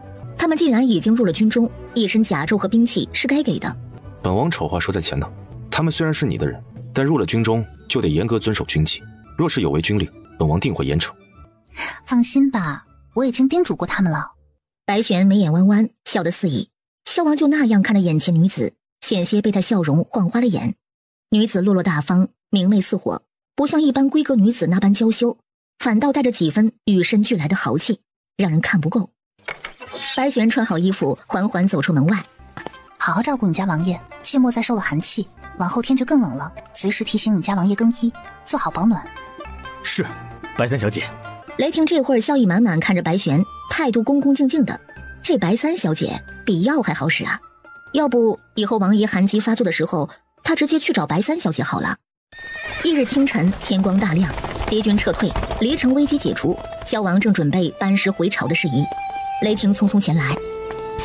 王爷，龙刹传来消息，白三小姐去龙脊山了。去哪儿？龙脊山，说是白三小姐要去龙脊山寻找药王谷的人，帮助王爷治疗寒疾。胡闹！他想起昨日白玄说的帮他找药王谷的人，本以为他是随口一说的，没想到今日他就去了龙脊山。这些年他派了无数人去龙脊山，都没有找到药王谷老医仙，他又如何能够寻得到？王爷，我们此番回朝也得经过龙脊山，可以一并去寻白三小姐。传信给龙刹，让他立刻回禀白玄的位置。龙脊山山高谷深，神秘莫测，除了传说中的药王谷，还有很多神秘杀手组织。白玄孤身一人闯入，实在是危险。此时一路跟着白玄的龙刹，正在龙脊山一座云雾缭绕的密林里兜圈子。他身为王爷身边最为厉害的隐卫，竟然在这里跟丢了白三小姐。忽然身后一阵劲风袭来，只见一条长蛇般的树藤朝自己飞来。龙刹迅速退开，一道冰寒的声音在头顶响起：“为何跟踪我？”这黑衣人从离城出来之后，就一直跟在他身后，他一直等着他动手，他又没有采取任何动作。白三小姐，你认识我？我是龙刹，奉王爷之命保护你。白玄不禁一愣，他倒是没有想到萧王还派了人暗中保护他，这男人有心了。别一会儿入了龙脊山深处，还得我保护你就好。白三小姐，龙刹就是再怎么没用，也比山贼强。说话间，龙刹看向白玄身后缩头缩脑的山贼头子顾子刚。顾子刚是山贼头子中的老大，说是小时候跟随祖父采药来过这龙脊山，这次白玄提起要来这儿，他才自告奋勇的前来带路。那可不见得。顾子刚武力值是不行，但他们能在这林子里不迷路，他还真起了不小的作用。至少子刚不会透露我的行踪，不是吗？那是。龙刹神色一阵尴尬，好在他脸上戴着面具，看不出来就是了。我也不会透露白三小姐行踪。你觉得我会信？除了王爷。你要透露我的行踪也行，摘下脸上的面具，让我看看你的脸。龙刹犹豫一下，抬手摘下脸上面具。白玄微微有些惊讶，没想到龙刹竟然毁了容。他半张俊美无愁的侧脸，半张像是被恶魔撕毁过的脸，给人强烈的视觉冲击。抱歉，吓到白三小姐了。这点伤吓不到我。白玄神色淡淡回一句，眸中并无任何异样。龙刹愣了一下，他倒是没有想到白三小姐能够如此坦然。龙刹心中不禁对白玄多了几分敬意。好了，现在我们可以赶路了。我们的任务是深入龙脊山，找到药王谷。谁？等白玄回过神来，只见一个白胡子老者正抓着龙刹脸上面具，打量他的脸。这是谁伤的你？是我娘。你娘是什么人？她人在哪里？她已经死了。居然死了。他像是回想起什么事情，眸中一阵黯然，半晌不语。前辈，您是？小姑娘忒没见识，连我药王谷医仙都不认识。白玄欣喜，药王谷医仙真是得来全不费功夫，萧王的寒疾这下有救了。原来您就是大名鼎鼎的老医仙前辈，失敬失敬。说来我们也真是有缘，晚辈正在四处找您呢。让我做什么？白玄正要说找他给萧王治疗寒疾，可想到根据自己查过的资料，这位药王谷老医仙性情怪异，也就没有说实话。找您喝酒呀，听说您老千杯不醉，我心中很是佩服，就想着跟您老拼拼酒。跟我拼酒？好啊，到我家来吧。话落，老者身形一闪，整个人消失在众人眼前。果然是个怪脾气的老头，不但脾气怪，功夫还很高强，至少跑得倒是挺快的。白玄打量四周环境，正思索着如何去找老医仙，只见顾子刚贼笑着屁颠屁颠跑过来。嘿嘿，老大，我刚刚使了点小手段，给那位老医仙身上撒了点东西，我们可以循着气味找过去。好啊，好小子，有你的。这小子武力值不怎么样，歪门邪道倒是懂得不少，也难怪年纪轻轻的就做了山贼的头子。嘿嘿，我还是有点用处的。龙刹自然知道顾子刚是在介怀先前自己所说的话，不禁无奈笑笑。方才是我出言不敬，还请小兄弟见谅。嗨，无妨无妨。三人循着气味一路寻去，不到半日功夫，气味就不见了，一座高大的山崖立在眼前。奇怪，怎么没有气味了？因为他进了山洞了。顾子刚诧异不已，抬眸看去。老大，这上边有山洞？有，就在这半山腰上。白玄抬头看着半山崖上一处生长方向与其他草木不同的草丛，他可以断定洞口就在那里。那片草丛刚刚被人拨开，有人进去，所以草丛生长的方向被拨乱了。前辈，是你邀请我来你家的，那我可就不客气了。老医仙在洞中听到外面一个年轻女娃娃的声音，不由惊了一跳。那小丫头当真找到这里来了？他突然打了一个阿嚏，才发现自己身上不知道什么时候沾染了药粉。好啊，竟然敢对他用计！老医仙躲在山洞里一声未吭。顾子刚有些怀疑，老大，这崖上真的有人吗？有，上去看看不就知道了。可是这么高，我们怎么进去啊？顾子刚望着山崖，一筹莫展。龙刹倒是会轻功，但这山崖中间有段距离空无一物，没有合适的接力点，他要上去也有些困难。你们在这里等着，我上去。白玄说着，从靴子里拔出匕首，就开始徒手往上攀爬。这能行吗？老大，行不行啊？不行你就先下来，我们再想别的办法。少少废话。老大，行不行啊？不行你就先下来，我们再想别的办法。少废话。白玄扔下一句话，就沿着崖壁往上攀爬，顾子刚的心都要从嗓子眼跳出来了。龙刹则紧绷着神经，做好随时接住白玄的准备。然而白玄没有掉下来，他很快攀爬到山洞处。我去，老大简直是我的神啊，这也太厉害了。龙刹也有一种说不出来的感觉，他是真的没有想到白三小姐为了王爷竟会冒这么大的险。山洞里别有洞天，外面天气严寒，里面却挺温暖。既然来了，那就是客，坐吧。白玄从善如流，盘膝坐下。不瞒您说，晚辈此番前来是有一事相求。老夫已经归隐了，不救人了。白玄一听就知道这是托辞，他淡淡一笑，不是，我是有一批好酒，想要请前辈鉴赏鉴赏。酒呢？老一仙斜了白玄一眼，见他浑身上下连个酒壶都没有，不由得翘了翘胡子。在上京城。太远了，不去。萧王殿下刚刚得了一批好酒，想请前辈您喝个够。原来是想让我去上京医治萧王。萧王乃我大周护国战神，朝廷不可或缺的人才，如今身患寒疾，受病痛折磨。前辈身为大周人，救萧王也就是救大周。老夫并非大周人。前辈乃是隐士高人，非我等凡夫俗子所能相比。无论是哪国人，救人一命胜造7级浮屠。老夫不信佛，也不想造7级浮屠。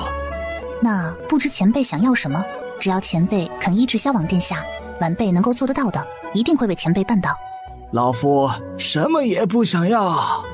他闭上眼睛喝着酒，一副无欲无求的样子。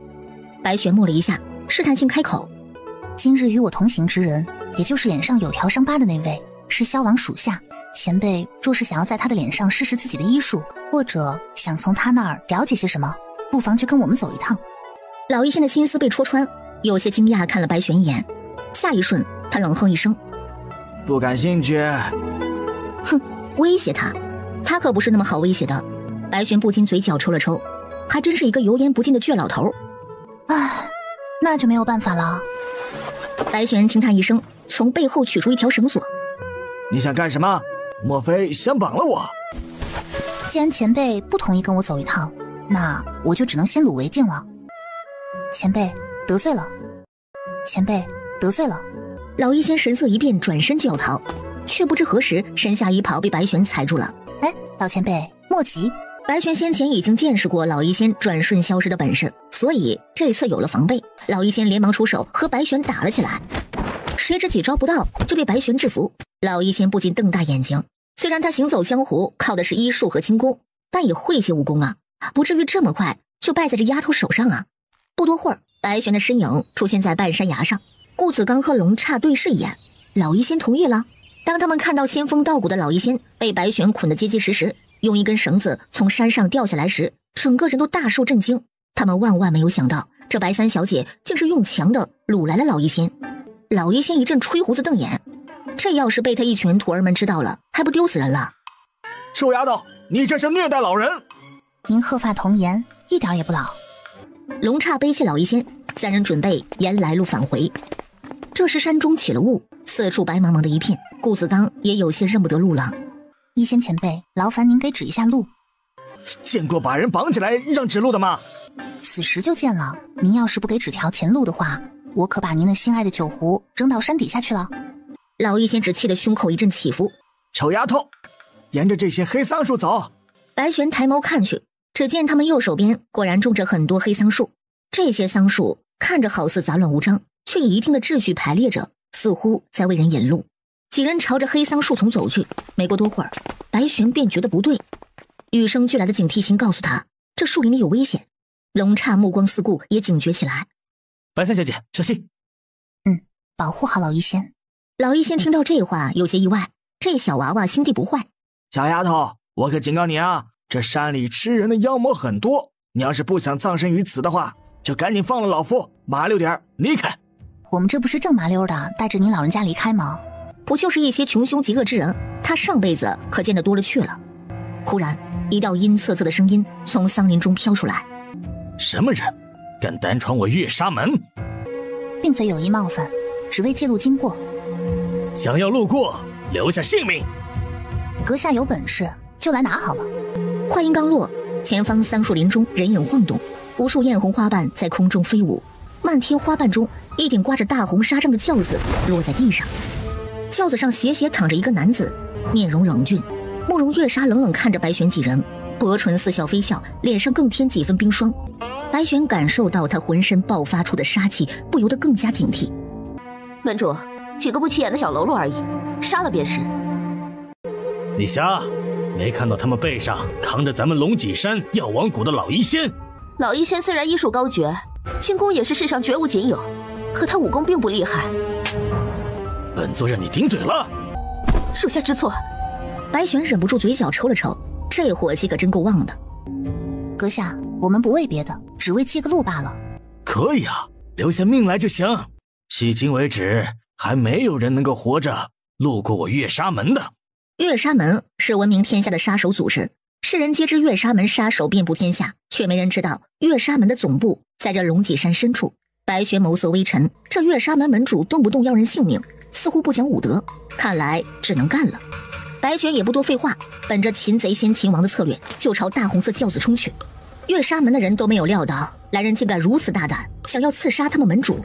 慕容月莎也没有想到，他抬手示意周围属下别动，好不容易遇到一只爪子尖利的小野猫，他要亲自降服。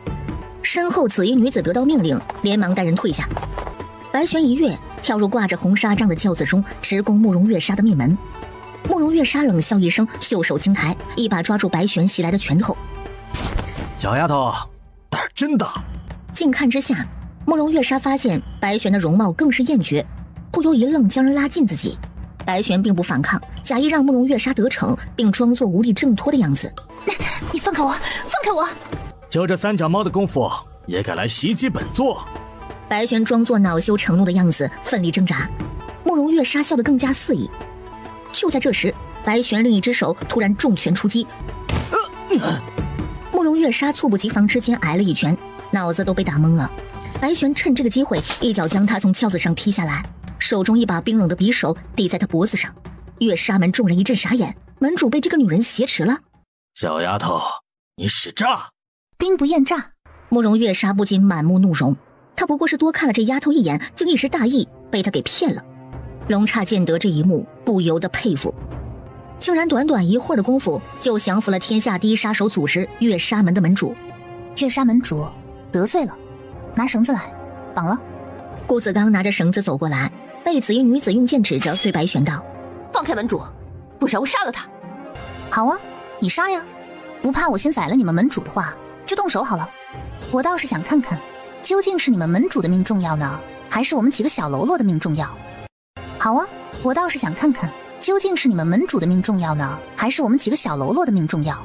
白玄说着，匕首娴熟又无情地在慕容月莎锁骨上割了一下。慕容月莎疼得倒吸口凉气，这个小丫头片子可真是一点不留情啊！都退下！听说这龙脊山就是你们月沙门的大本营所在，我饿了，走，去你们家找点东西吃。众人无语，这个小丫头片子真是胆大包天，竟然还敢去他月沙门，他就不怕进去以后出不来吗？白玄根本就无所畏惧，战场上枪林弹雨对他来说都是常事儿，还怕一个古代的杀手组织？月沙门闻名天下，这些年肯定是赚了不少，这大老远的来都来了，岂有空手而回的道理？小丫头，你当真要去我家？少废话，带路。白玄亲自押着慕容月莎，没过一会儿，众人便到了一处山门口。通过山门进入，里面简直就是一个世外桃源。外面秋风肃杀，严寒冷酷，可月沙门里温暖如春，绿草如茵。最让人意想不到的是，这月沙门里居然有热气腾腾的天然温泉，潺潺流水，热气氤氲。这对一个在山林中腿脚都快走废的人来说，如何能够抗拒得了？白玄现在就想跳进温泉池中，好好的洗一洗满身泥土。他瞅了瞅身旁打量自己的慕容月莎，转头看向老医仙：“医仙老前辈，能不能跟您借点东西啊？”“借什么？”“借颗药，能让人乖乖听话的药。”“没有，老夫只救人，不害人。”“没错，你现在就是在救人，救我们，也救你自己。你要是没有合适的药给咱们这位门主吃，为了防止他逃跑，我就只好打折他的腿。到时候他要是找你复仇，那可不要怪我。”老医仙忍不住翻了个白眼，这丫头够狠呢。你打断他的双腿，他要报仇也是找你呀。可是我是因为你没有药才打折他的双腿的呀。老医仙胡子抖动，这是什么歪理？您确定真的没有这种药？没有。行吧，既然老医仙说没有药给你吃，那为了防止你逃跑，我就只好打断你的一条腿。你可千万不要怪我，要怪就怪老医仙身为医仙，却连可给你吃的药都没有。臭丫头，你无赖！反正啊，你找我报仇我也不怕，但是也别忘了找老医仙报仇就是了。话落，白玄浑身气势一变，眼看着就要对慕容月莎动手。慕容月莎眼皮一跳，老医仙则是头皮一阵发麻。我有药，给你就是了。解药也给我。行，都给你。这个小丫头片子太过分了，居然威胁她一个老人家。慕容月莎门下杀手无数，她可不想招惹。这就对了嘛。哼，这药是我新研制的，2个时辰吃一次解药，直到彻底解毒为止。真不错。白玄满意的点点头，盯了慕容月莎一眼。要是有人胆敢抢解药的话，我就把解药扔到温泉水池里面去。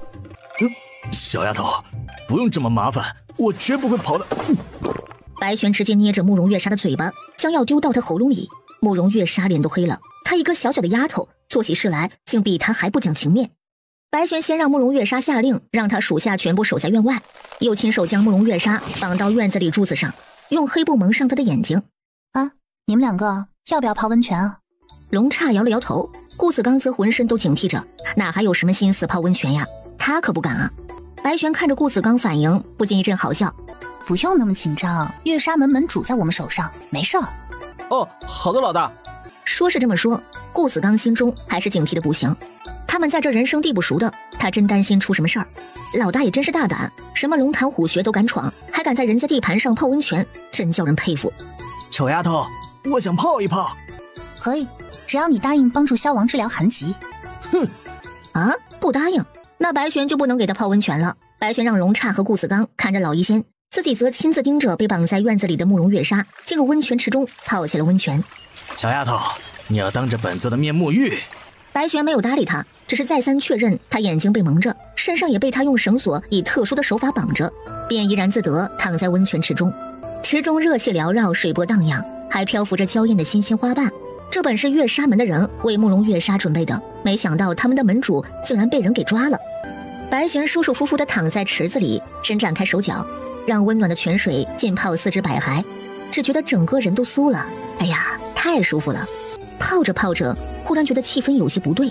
白玄蓦然睁开眼睛，只见眼前一个高大挺拔的身影一袭墨色，竟是萧王。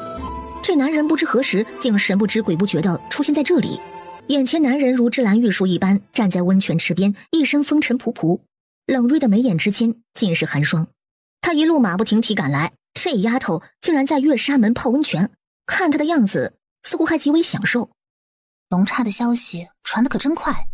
男人目光沉静看着白玄，一颗悬着的心稍微放松下来。热气氤氲的温泉池中，女人只着了一件单薄的中衣，这会儿衣服已经全湿透了，紧紧贴在身上，曼妙的身材若隐若现，带着一股致命的诱惑。萧王眸中不自觉窜出一股火苗，身体也起了奇怪的感觉。他敛了敛眸，有些不自然地移开目光。你倒是闲情逸致。那可不，人生苦短，该享受的时候那就得好好的享受。你倒是闲情逸致。那可不，人生苦短，该享受的时候那就得好好的享受。王爷，要不要下来一起泡温泉啊？本王不泡。这丫头完全不知道，她现在这副美而不自知的样子具有怎样的诱惑力。泡泡温泉对王爷身上的寒疾是有好处的。不需要。他们毕竟还未成亲，该保持的距离还是得有。虽然比一起泡温泉更亲密的事情他们都做过了。就在萧王竭力克制之时，耳边传来扑通一声，回过神来，竟是白玄扯着他衣角，将他拉入温泉池中。刹那间，两人肌肤相贴，靠得极近。隔着浅浅的布料，萧王甚至能够感觉到女子身上的柔软，带着沁人的体香。王爷难得来这山中一趟，不泡泡这天然的温泉，实在是可惜。白玄没想别的，只觉得他一路风尘，泡泡温泉可以大大缓解疲劳，好好放松一下。萧王心头升起一股莫名的情愫，他正要一把推开白玄，白玄已经适时松手，与他保持一定距离。王爷，脱了衣服泡更舒服。啊！萧王脸色一红，这丫头也不害臊，旁边还有蒙着眼的杀手在呢。白玄并没有男人这么多顾虑，只想着萧王一身锦袍，进了水很重，恐怕泡不舒服。本王就这样泡。温泉水氤氲着热气，的确让萧王的身体舒适很多。王爷，听我的，至少把外面一件衣服脱了吧。不必了。白玄轻笑一声，走过去扯住傅环叶身上腰带。萧王连忙按住白玄在他腰上乱动的小手，触碰到少女柔一般的小手，男人呼吸都紧了几分。萧王就跟扔掉烫手山芋一般，猛地扔开白玄的手，躲得远远的。随着他动作拉扯，宽大衣袍终是被白玄给脱下来。白玄袖手一扬，就将萧王的衣服扔了出去。眼见萧王红着脸，整个人不自然极了。白玄忍不住一阵好笑。王爷身材真不错，看着还真是让人赏心悦目呢。不知羞。萧王紧绷着身体靠着池壁，他这辈子都没有见过这么胆大包天的女子。我又没有吃王爷一口，怎么就不知羞了？你还想吃本王一口？白玄无语，他真没这个想法。被蒙着眼睛的慕容月莎终于忍无可忍，咬牙切齿：你们当本座是死人吗？这女人自己泡她的温泉也就算了，还找个男人一起来泡。这男人还极有可能是他恨极了的大周护国战神萧王。臭丫头，你身旁这男人是谁？慕容月莎的愤怒，白玄隔着老远都能感受到。怎么了？你和萧王有仇？岂止是有仇，本座简直恨不能杀了他。白玄不禁微微一愣，这两个人，一个是朝堂王爷，一个是江湖杀手，他们之间会有什么仇啊？他怎么惹你了？本座这一生从无败绩，除了萧王。哦，你还曾经暗杀过萧王？这不关你的事儿，你就告诉本座，这男人到底是不是萧王？正是本王。如何？慕容月莎面色骤变。不还业，果然是你！当年你害得本座赔了3000万两银子，几乎将整个月沙门家底赔光，还损失了不少人手。本座今日一定要跟你算这个账。3000万两，大周的国库里面有这么多的银子吗？这月沙门很有钱吗？随时奉陪。5年前，慕容月莎出动大批高手都没能杀得了他，如今更不会是他的对手。当年本座虽然没能杀得了你，但你也身受重伤。你这副身体，常年征战，又是寒疾又是内伤，怕是支撑不了多久了吧？萧王抿唇不语。被我说中了，你再厉害又如何？终究不愧是个短命鬼。白玄不禁一愣，抬眸看向对面男人，他支撑不了多久了。白玄忽然就没有了泡温泉的想法，他得尽快说服老医仙，让他给萧王看看身体。温泉水虽然舒适，但是也不宜泡得太久。王爷泡得差不多了，就该起身了。白玄看向守在院门口的顾子刚，去找月沙门的人，拿2身崭新的衣服过来。紫衣女子顾及自家门主的性命，对顾子刚的要求无有不应。白玄的是一套女子服饰，颜色雪白，还挺合身。萧王瞥了眼，明显不属于自己风格的大红色锦袍，慢条斯理穿起来。王爷这身衣服很好看，很像你们这儿的喜袍。白玄随口说了一句，萧王不由微微一愣，眸光幽深看向白玄。等会上京城，我们便成婚可好？怎么不愿意嫁给本王？萧王语气微凝，目光定定看着他。白玄轻咳一声，他当然不愿意啊，这年纪轻轻的，为什么要那么想不开，早早成婚啊？只要一想到成婚以后，男方家里的公婆妯娌，甚至一大堆亲戚牵扯，白玄就觉得头皮发麻。萧王府是大家族，萧王的父族和母家都十分庞大，亲戚之间关系更是错综复杂。光是想想他的那些表妹们，白玄就已经打退堂鼓了。王爷，现在说这事儿还太早了。他的神色看在萧王眼里，自然就成了不愿意与他成婚。萧王神色淡淡，转开眸光，心情瞬间跌入谷底。这几日这丫头对他态度好转，他还以为他，没想到竟是自作多情了。你们温泉泡完了，该把我眼睛上的黑布解开了吧？白玄朝顾子刚示一下，顾子刚连忙过去将慕容月莎脸上的蒙面取下来。慕容月莎上下打量萧王，唇角扬起得意的笑。不还业，你没几日活透了。不还业，你没几日活透了。萧王跟没听到一般，沉闷地站在一旁，一言不发。我饿了，让你们的人准备饭菜去。你就不怕我让人下毒？我们所吃的每一道菜都会由你和老医仙试毒，如果你们2个吃了都没事的话，我们就能吃了。如果你们当真敢下毒，下地狱之前，我也一定会拉上你们垫背。相信我，我说到做到。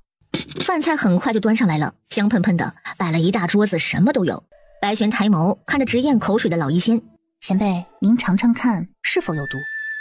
有什么毒啊？没毒。慕容月莎也饿了，拿起筷子就吃起来。老医仙挨个闻了闻，又用银针试了试，最后口水直流。没毒。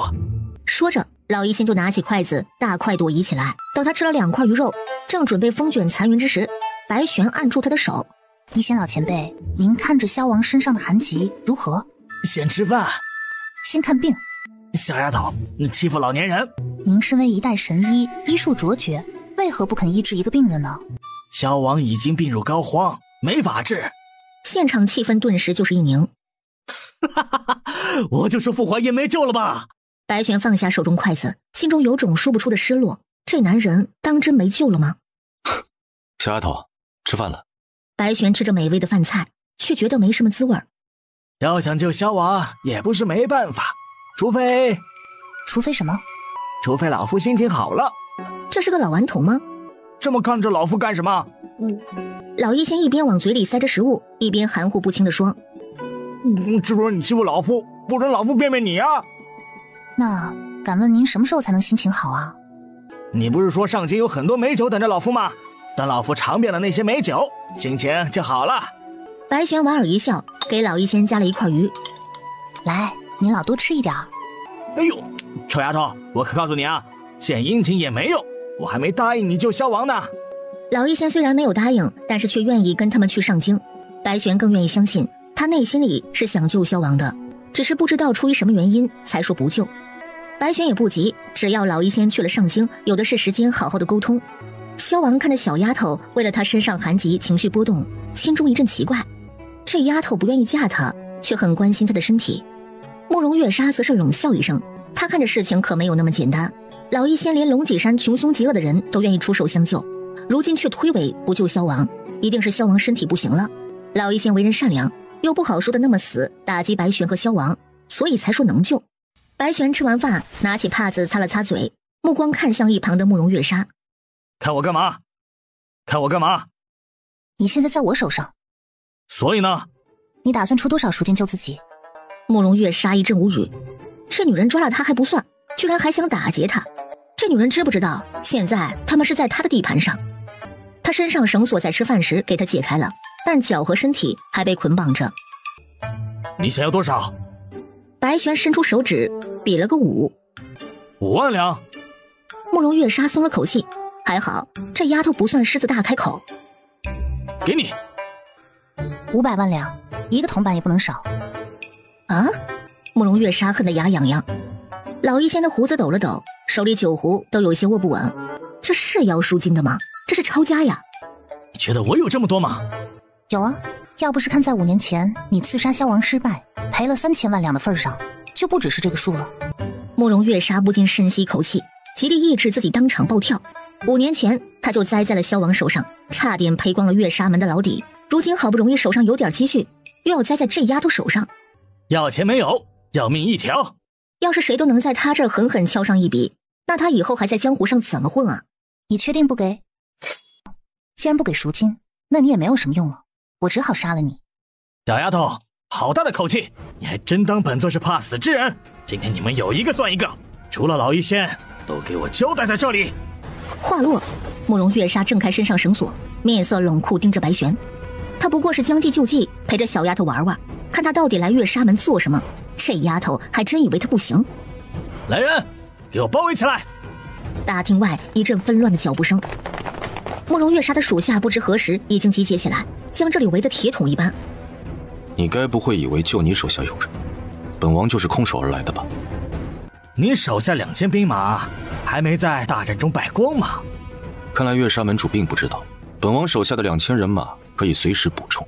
正好本王来时就挑选了一批精英，重组军队。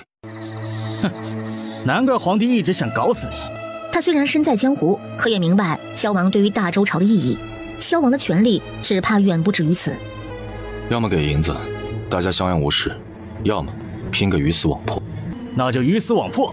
本座倒是要看看，是你们先死，还是我先死。慕容月莎转眸看向白玄，哼，小丫头，别以为你抓了我就有多厉害了。我堂堂月沙门门主是那么好抓的吗？我不过是故意让你抓到罢了。要我再抓一次，证明一下你确实不行。好，你若是能抓了我，我便给你500万两银子。好，你若是能抓了我，我便给你500万两银子。这丫头是有些功夫，但先前能够抓住她，不过是耍了诈。这一次，她绝对不会大意。动手吧。慕容月莎有些实力，不可轻敌。我从不轻敌。慕容月莎眼见白玄和萧王交头接耳，亲昵无比，不禁一阵怒气。他挥起手臂，一股猛烈的拳风扫过去。转眼间，白玄已和慕容月莎厮杀在一起，打得难舍难分。小丫头，有几分本事啊？慕容月莎轻笑一声，出手更重，拳风呼呼，直取白玄要害之处。白玄攻势转为防御，数十回合之后节节败退，眼看着就体力不支。萧王面色微沉，这丫头和魏明大战一场，身上伤口还没好，如今又和慕容月莎交手，恐怕体力支撑不住。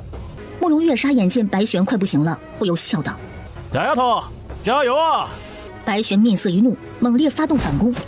不过只一开始看着很猛，十几招后就不行了。哼，终究是女人啊，这体力不行啊！白玄暴怒，再次发动反攻，如此反反复复3回。慕容月莎自以为摸透了白玄的实力，正要抓了白玄，结束这场战斗。就在这时，白玄暴起反击，手中匕首直刺慕容月莎的眼睛。慕容月莎冷笑着去挡，却发现白玄这次力道比之前大了不知几倍。他连忙单手变双手，奋力抓住白玄的手臂，不让他刺中自己。却不妨白玄长腿一抬，踢中慕容月莎的小腿，竟将慕容月莎踢倒在地。白玄迅速扑上去，慕容月莎动弹不得，只气得面色铁青。你又耍诈！兵不厌诈。慕容月莎满目阴沉，这女人假装体力值不行，诱她上钩，简直可恶。该给赎金了吧？不给，死也不给，我不服！白玄一把抓起慕容月莎，扔到院子里温泉池中，只听扑通一声，水花四溅。与此同时，外面消亡的人杀了进来。慕容月莎整个人浸在水中，只要从水中一冒头，白玄就将她按下去，再冒头又将她按下去，如此反反复复10余次。慕容月莎终于找着一个喘气的机会，我给还不行吗？哎呀，她真是怕了这丫头了，鬼招数多得很。慕容月莎只恨得牙痒痒，却又不得不掏银子。王爷，让你的人帮我抬抬银子吧。行。一日一早，在月沙门一众人的注视下，雷霆带着萧王府亲卫抬的抬，担的担，将10几个箱子从月沙门运走。白玄头也没回，潇潇洒洒离开了月沙门。这女人连看也不看本座一眼。慕容月莎拳头紧握，青筋暴跳。哼，总有一日，她要杀到上京城去，找萧王和这个女人报仇。马车行驶了大半月，一行人终于抵达上京。白玄虽然早已料到上京城会有人对他被敌人俘虏之事说三道四，但没想到有人刚一看到他的马车就开始指指点点。哟，这不是白三小姐吗？她还活着呢。听说被敌军俘虏，用来威胁萧王开城门，最后被萧王救回来了。真是个祸害！好好的上京城不待，非要跑去边关。哎呀，谁说不是呢？白玄耳边流言不断，直到马车慢慢抵达白府。张姐，到家了。白玄走下去，一个门房听到动静，见是白玄姐弟，面色骤然一沉。哟，是三小姐回来了。白明听着门房阴阳怪气的，不由训道：怎么对张姐说话的？二公子，你还不知道吧？三小姐不知廉耻，已经连累到你了。中永侯府的薛大小姐已经差人来府上跟你退婚了。白明不由得微微一愣，中永侯府退了他的婚？二公子有空搁这教训我，还不如赶紧想办法挽回一下自己的亲事。白明曾救过中永侯府薛大小姐一命，中永侯府念他救命之恩，一力促成这门亲事。没想到他们会退婚。这婚事不要也罢，但你敢辱骂张姐，我饶不了你。白明说着，拎起门房就是一顿狠揍。哎呦，打人了！大夫人救命啊！哎呦，白家现在可是大夫人说了算，他是大夫人的人。你们给我等着，一会儿大夫人来了。让一让。他回头看向门口的雷霆，麻烦雷将军把这些箱子抬到我院子里面去。好的，白三小姐。这时门房才注意到外面站着一队人马，他们抬着这么多箱子，莫非是装着什么宝物？他这就找大夫人去。雷霆把箱子送到白玄院子里，救回了萧王府。听门房的意思，白明的婚事是受了白三小姐的影响，如今整个上京都在盛传白三小姐被敌人给玷污了，白三小姐在白家的日子怕是不好过。一个女子的名声最是重要，如今白三小姐名声坏了，只怕走到哪里都会被人指指点点。你没见到她对付慕容月莎？见到了。慕容月莎都能对付得了，更何况是其他人。她不会不好过，只会让那些让她不好过的人不好过。王爷，您会退白三小姐的婚吗？他回来的路上，到处听到有人对王爷和白三小姐的婚事议论纷纷。萧王动作一顿，书房里安静下来。虽然屋子四周都点着火炉，但空气中依然冰冷。王爷，属下觉得白三小姐人不错，对王爷也挺好的。他们都知道魏明虽然抓了白三小姐，却并未毁白三小姐的清白。外面那些流言不过是有心人故意为之罢了，多半是梁二小姐。就在这时，门外老管家轻薄来报：王爷，宫中来人了。何事？王爷，宫中来人了。何事？说是明日陛下设宴，为您和三皇子接风。陛下忌惮萧王府，只恨不能除他而后快。明日宫宴自然是鸿门宴。备车，去魏国公府一趟。如今萧王府危机重重，他不能再坐以待毙。另外一边，刚刚回府不久的白玄同样收到来自宫中的请柬。宫里来的人是鲁公公，陛下面前听差的大太监。白三小姐，明日可要准时赴宴呐。劳烦鲁公公。小菊，将我带回来的千年人参拿给鲁公公补补身子。是，小姐。小菊本是萧王府的人，回来以后，萧王要他继续伺候白玄，他便留在了白府。鲁公公本以为白家没落，白家会随便拿一个假人参充数，没想到眼前竟是货真价实的千年人参，眉眼间不觉多了几分笑意，忍不住多了一句嘴：明日宫宴，白三小姐务必小心。有劳鲁公公提醒。白玄刚送走鲁公公，大房夫人李芳慧就在门房李二的陪伴下进入院子。玄儿，如今阔绰了呀，千年人参说送就送。不知你打哪儿弄来的千年人参？咱们白家清清白白的人家，可不能要那不干不净的钱财。门房刚刚来报，说是白玄姐弟抬了10几个大箱子回来，如果能把这些东西搞到手，他手头上就富裕了，就可以给2个女儿置办丰厚的嫁妆了。白玄轻轻抬眸，这位就是白家的大房夫人李芳慧。李芳慧出自小门小户，当年用了非常手段才嫁进白家。白家一共3房儿子，大爷白鹤林本是庶出，但因生母难产而死，自小养在白老夫人名下，因而一直被当作嫡出对待。白玄的父亲白鹤轩是白家2房，也是白家真正的嫡出子。白鹤轩在世时荣封虎威将军，整个白家达到鼎盛时期。白家3子白鹤宇也是白老夫人亲生，但却是个浪子，还不知道在何处游荡。到如今呀，老二白鹤轩已故去多年，白家门庭日渐凋敝，整个白家更是大房说了算，也就是李芳慧说了算。当然，如今他回来了，这个家就是他说了算。一根千年人参罢了，大伯母何必大惊小怪？一根千年人参而已，千年人参我们白家库房里都没有，我这玄儿打哪儿来的？路过龙脊山的时候，在山上采的。李芳慧根本就不相信，一双眼珠子不住地往白玄屋里瞅。听门房说，你们姐弟让人抬了10几个大箱子回来，莫非都是从龙脊山挖回来的千年人参？那倒不是。侄女儿啊，听伯母一句劝，咱们白家虽说门楣不如你父亲在世时风光，但也不能走那不该走的路子，不是？靠着出卖身子换取财物，更是火中取栗。李芳慧满眼嘲讽看着白玄，这丫头除了这副好样貌还有什么呀？不是靠着出卖自己身子得来的财物，又是什么呀？白玄勾唇冷笑，这是他大伯母惯会用的手段，无中生有。白明拳头紧握就要发作，白玄轻轻一抬手制止了他的动作。大伯母这么说，可真是让玄儿伤心至极了。玄儿哪里有大伯母的本事大呀？大伯母当年挺着个大肚子入我白家大门，真是让人大开眼界。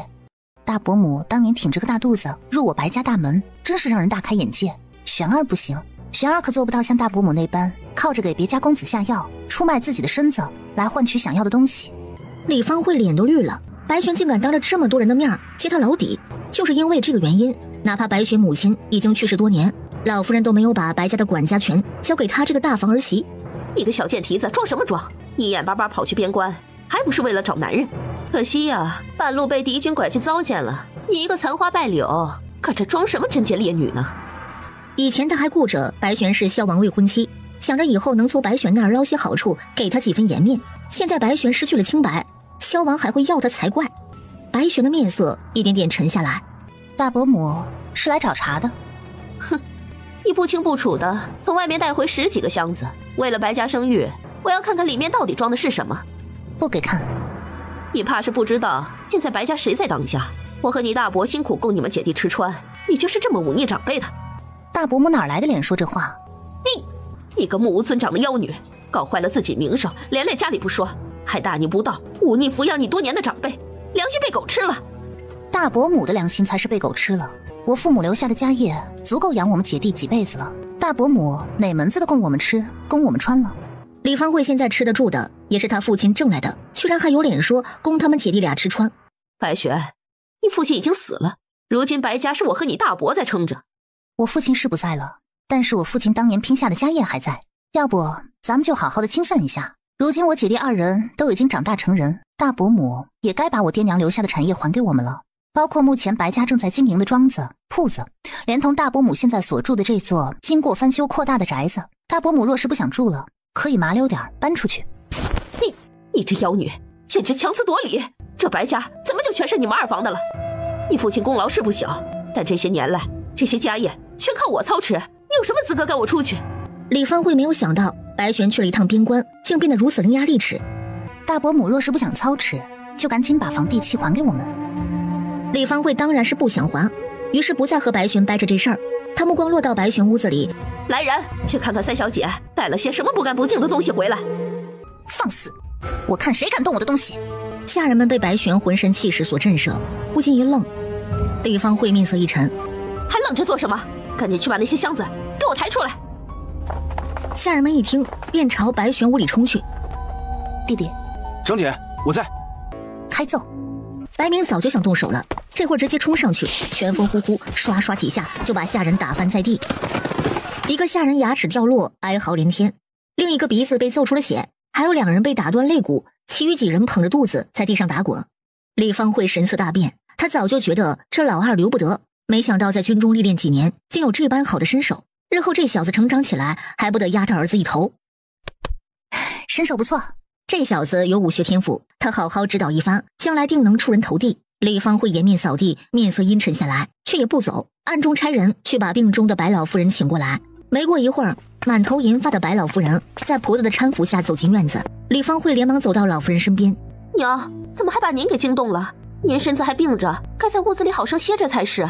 我要是再不出来，你们还不得把这房顶给拆了？”白璇刚要开口，李芳慧又抢着说：“娘，娟儿此番回来带了10几个奇怪的大箱子，出手就送宫里人1根千年人参。儿媳担心他上当受骗，手上钱财来路不明，就想着前来查看，没想到雪儿蛮横，竟然说这白府的家业都是他们二房的，扬言要把儿媳赶出白府去。白明还把下人们打得满地找牙。白府的下人们好似为了应景一般，一个个再次哭嚎起来。再哭送你们去见阎王！下人们吓得直缩脖子，连忙住嘴。娘，您看看，这还有没有家教了呀？孙女儿见过祖母。白璇从中打断，吩咐小菊：“给祖母搬个椅子来。”我不坐，你这是要把谁赶出去？要不要连老身也一起赶出去？白璇知道白老夫人是在气原主，这种情况下，身为原主的祖母，白老夫人不生气才不正常。白璇也不恼，仍旧恭恭敬敬。孙女儿谁也不敢，您是这家里的老祖宗，您不让做的事情，孙女儿怎么敢做呢？白老夫人轻哼一声，脸上神色好了几分。小菊搬来一把太师椅，白老夫人感觉自己身子骨站不住，也就坐了下来。白璇缓缓走上前，在祖母身旁蹲下。孙女儿刚回来洗了把脸，正要去看你老人家呢，没想到刚要出门就被大伯母气势汹汹地堵在了这里，反倒劳驾祖母过来，这是孙女儿不对，还请祖母责罚。白老夫人听了这话，不禁一阵惊讶，这丫头知道主动认错了，雪儿被敌人给掳了去，倒是懂事多了。他这话看似夸奖，实则是别有用心，刻意提醒老夫人白璇被敌人抓去的事情。果然，白老夫人一听这话，脸色又白了几分。祖母切勿听信小人的谗言，孙女儿清清白白的，好着呢。大好的黄花闺女儿，哪有被敌军掳去还能好好的呀？况且如雪儿这般美貌，那敌军见了，谁还能忍得住啊？合着在大伯母眼里，战场上面浴血奋战的将士们眼里就只有女人呗？这整个上京都传遍了，这你被敌军掳去，焉能还有清白在啊？关你什么事啊？要你来指指点点吗？你不顾礼义廉耻，跑到边关去找三皇子，真是丢尽了我们白家的脸面。我可没大伯母丢脸。当年大伯母设计大伯，挺着大肚子大闹白家的时候，我还在娘胎里面，都替你觉得羞臊。白老夫人听着两人的对话，只觉得头疼欲裂，都是白家的丑事，还分哪件更丢人的？娘，好了，你也不要再搬弄是非了，以后莫要再说玄儿被人掳走的事儿。玄儿无论清白还在不在，都是我白家的姑娘，大不了嫁不出去，我白家养着一辈子就是了。玄儿无论清白还在不在，都是我白家的姑娘，以后莫要再说玄儿被人掳走的事儿。白玄心中一阵感动，没想到原主如此伤祖母的心，祖母竟还是护着她。好，儿媳不说就是。李芳慧暗骂一声老不死的，脸上却还是笑盈盈。只是娘，玄儿屋子里还藏着10几个来路不明的大箱子呢，儿媳担心里面有什么不干不净的东西，还是查看一下的好。你掖着藏着的可有什么秘密？祖母，哪里有什么秘密啊？她眉眼弯弯，脸上笑容清浅。白老夫人不禁看了一愣，上京城美貌女子多的是，可如玄儿这般样貌的，当真是绝无仅有。那为何不给人看？孙女没说不给人看，要是祖母您想看，随时都可以。但是有人想要强闯我的屋子，那可就不行了。李芳慧面色一阵难看，正要回嘴，那就把箱子打开看看吧。李芳慧顿时不说话了，等箱子打开，她要白玄好看。祖母，其实也没有什么好看的，不过就是孙女儿路过龙脊山的时候，见到那边的土壤特别肥沃，带了一些泥土回来，想要种花草罢了。玄儿这是哄谁呢？怎么可能带10几箱子泥土啊？白玄冷笑一声，让白明把一个箱子搬出来，里面东西他早就换走了。箱子打开，里面一堆泥土散落出来。白老夫人面色一沉，冷冷盯着李芳慧：“你就是要看这个？或许就这一个箱子里是泥土，还有其他箱子呢。”白玄让弟弟将箱子全部抬出来，当着众人的面一一打开。众人大为惊诧，这10几个箱子里面竟然全是泥土。这就是你说的不干不净的东西？这不可能啊！玄儿带10几箱子泥土回来做什么？这里面一定有猫腻。我也没别的意思，就怕玄儿带些不干净的东西回来。大伯母心不干净，自然也看别人都不干净了。娘，这里面一定有蹊跷，说不定是玄儿偷梁换柱，已经把里面的东西给换了。够了，你不嫌丢人，我还嫌丢人呢。就这捕风捉影的事情，在折腾什么？娘，把大夫人带回去，闭门思过半月。李芳慧虽是不甘不愿，却也不敢违背。这个老太婆终究还是包庇白玄，哼，总有一天她要让这祖孙2人死。众人散去，白老夫人这才细细打量起眼前的孙女儿。当真只是泥土？祖母，请恕孙女儿不能多言，孙女儿只告诉您一件事情，我这次回来为的就是振兴白家门庭。白老夫人浑身一震，微张了张嘴唇。不过白玄说什么振兴白家的话，她也没法信就是了。玄儿是一个柔弱女子，能保住自己这门婚事已经不错了，还能怎样振兴门庭？白玄看得出祖母的想法，也不戳破。事实胜于雄辩，他实在是没有必要到处空口宣扬自己的雄心。送走祖母，白玄唤来从小跟着他的丫头青雨，去把老管家福伯叫过来。小姐，如今大夫人管着家里大小事情，福伯不被重用，被大夫人差使在府上干粗活。大夫人不用我用。福伯为人忠厚老实，不肯与李芳慧同流合污，自然也就被冷落了。是。青雨满目惊喜，他家小姐呀硬起来了。这马上就要快到年底了，你去取些银子，让福伯置办些好东西，好好的装扮一下府上，添些喜庆。今年年节要好好的过一过。是，小姐。白玄吩咐完年节之事，将早就准备好的一个包裹拿出来。二弟，你将这些银子拿去军中给顾子刚，让他分发给山贼弟兄们，每人各50两。是，长姐。你的婚事终归是受了长姐的连累，你若是对中永侯府的薛大小姐有意，长姐回头就去中永侯府。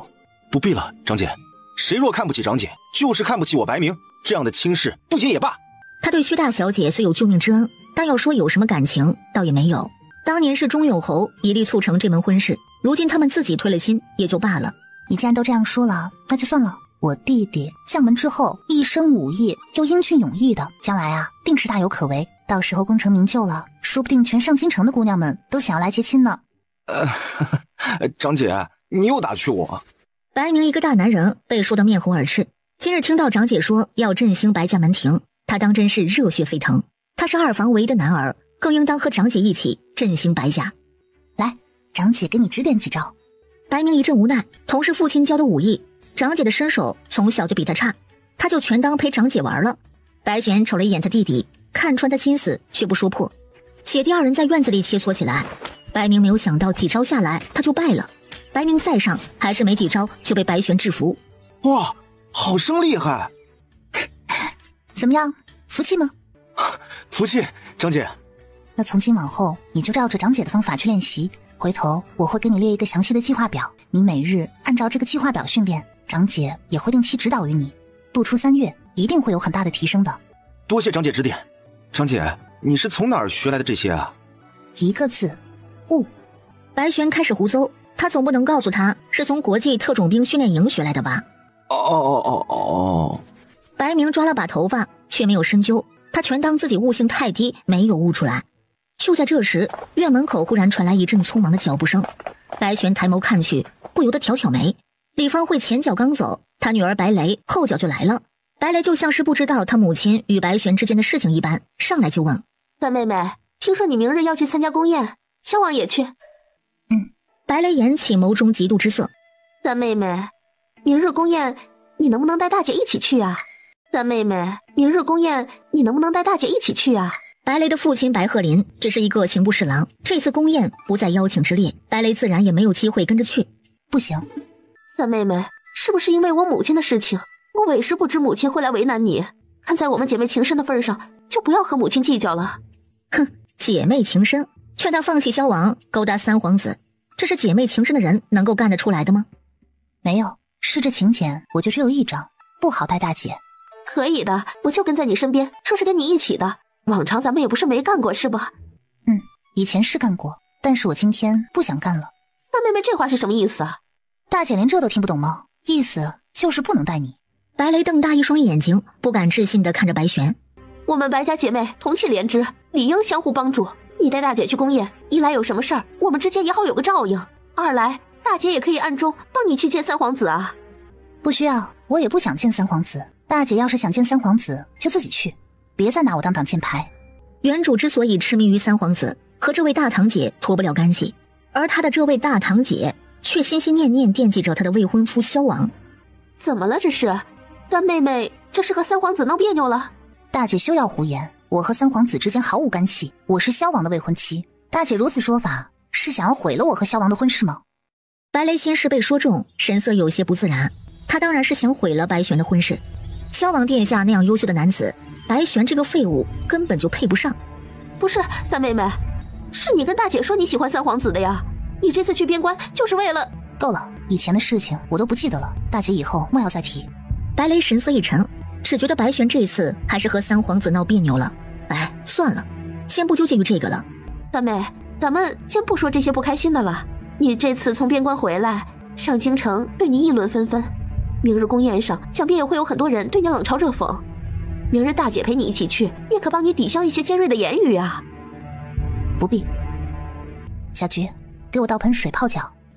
白玄懒得搭理白雷，索性在一把椅子上坐下来，姿态随意。小菊很快倒来一盆热水。白雷没有想到白玄如今对他态度如此冷淡，不禁眉头大皱。三妹妹，大姐也是一片好意，你不知京中世家贵族小姐对你颇多意见，尤其是同样从边关回来的梁国公府二小姐，若是你能带大姐一起……好了，别再说废话了。白玄懒得听白雷啰嗦，决定彻底让他死心。他目光微垂，轻轻扫过脚下水盆。这样吧，大姐要是愿意帮我洗脚的话，我就答应带大姐去。这样吧，大姐要是愿意帮我洗脚的话，我就答应带大姐去。你说什么？给我洗脚我就带你去，不洗就麻溜的走，不要再浪费唇舌了。你怕不是脑子进水了吧？青雨，送客。青雨从小就在二房的院子里跟着白玄一起长大，也和白玄一起学过舞，身手不错。见自家小姐发了话，也就不客气了。大小姐请吧。他连推带拉将白雷送到了门外。小姐这才刚回来，这大房的人就可劲儿跑来折腾，真是没完没了。青雨索性把院门给关上了。没过一会儿，门外传来白雷的砸门声以及忍辱负重的声音。三妹妹，只要你愿意带我去宫宴，我答应给你洗脚就是了。洗完了。一盆洗脚水从院墙内泼出，虽然没有泼到白雷，却溅他一身的水。白雷提着裙子尖叫着跑开。外面终于安静了。龙刹，属下在。白玄发现院子里龙刹还在，索性将它当成自己属下使用。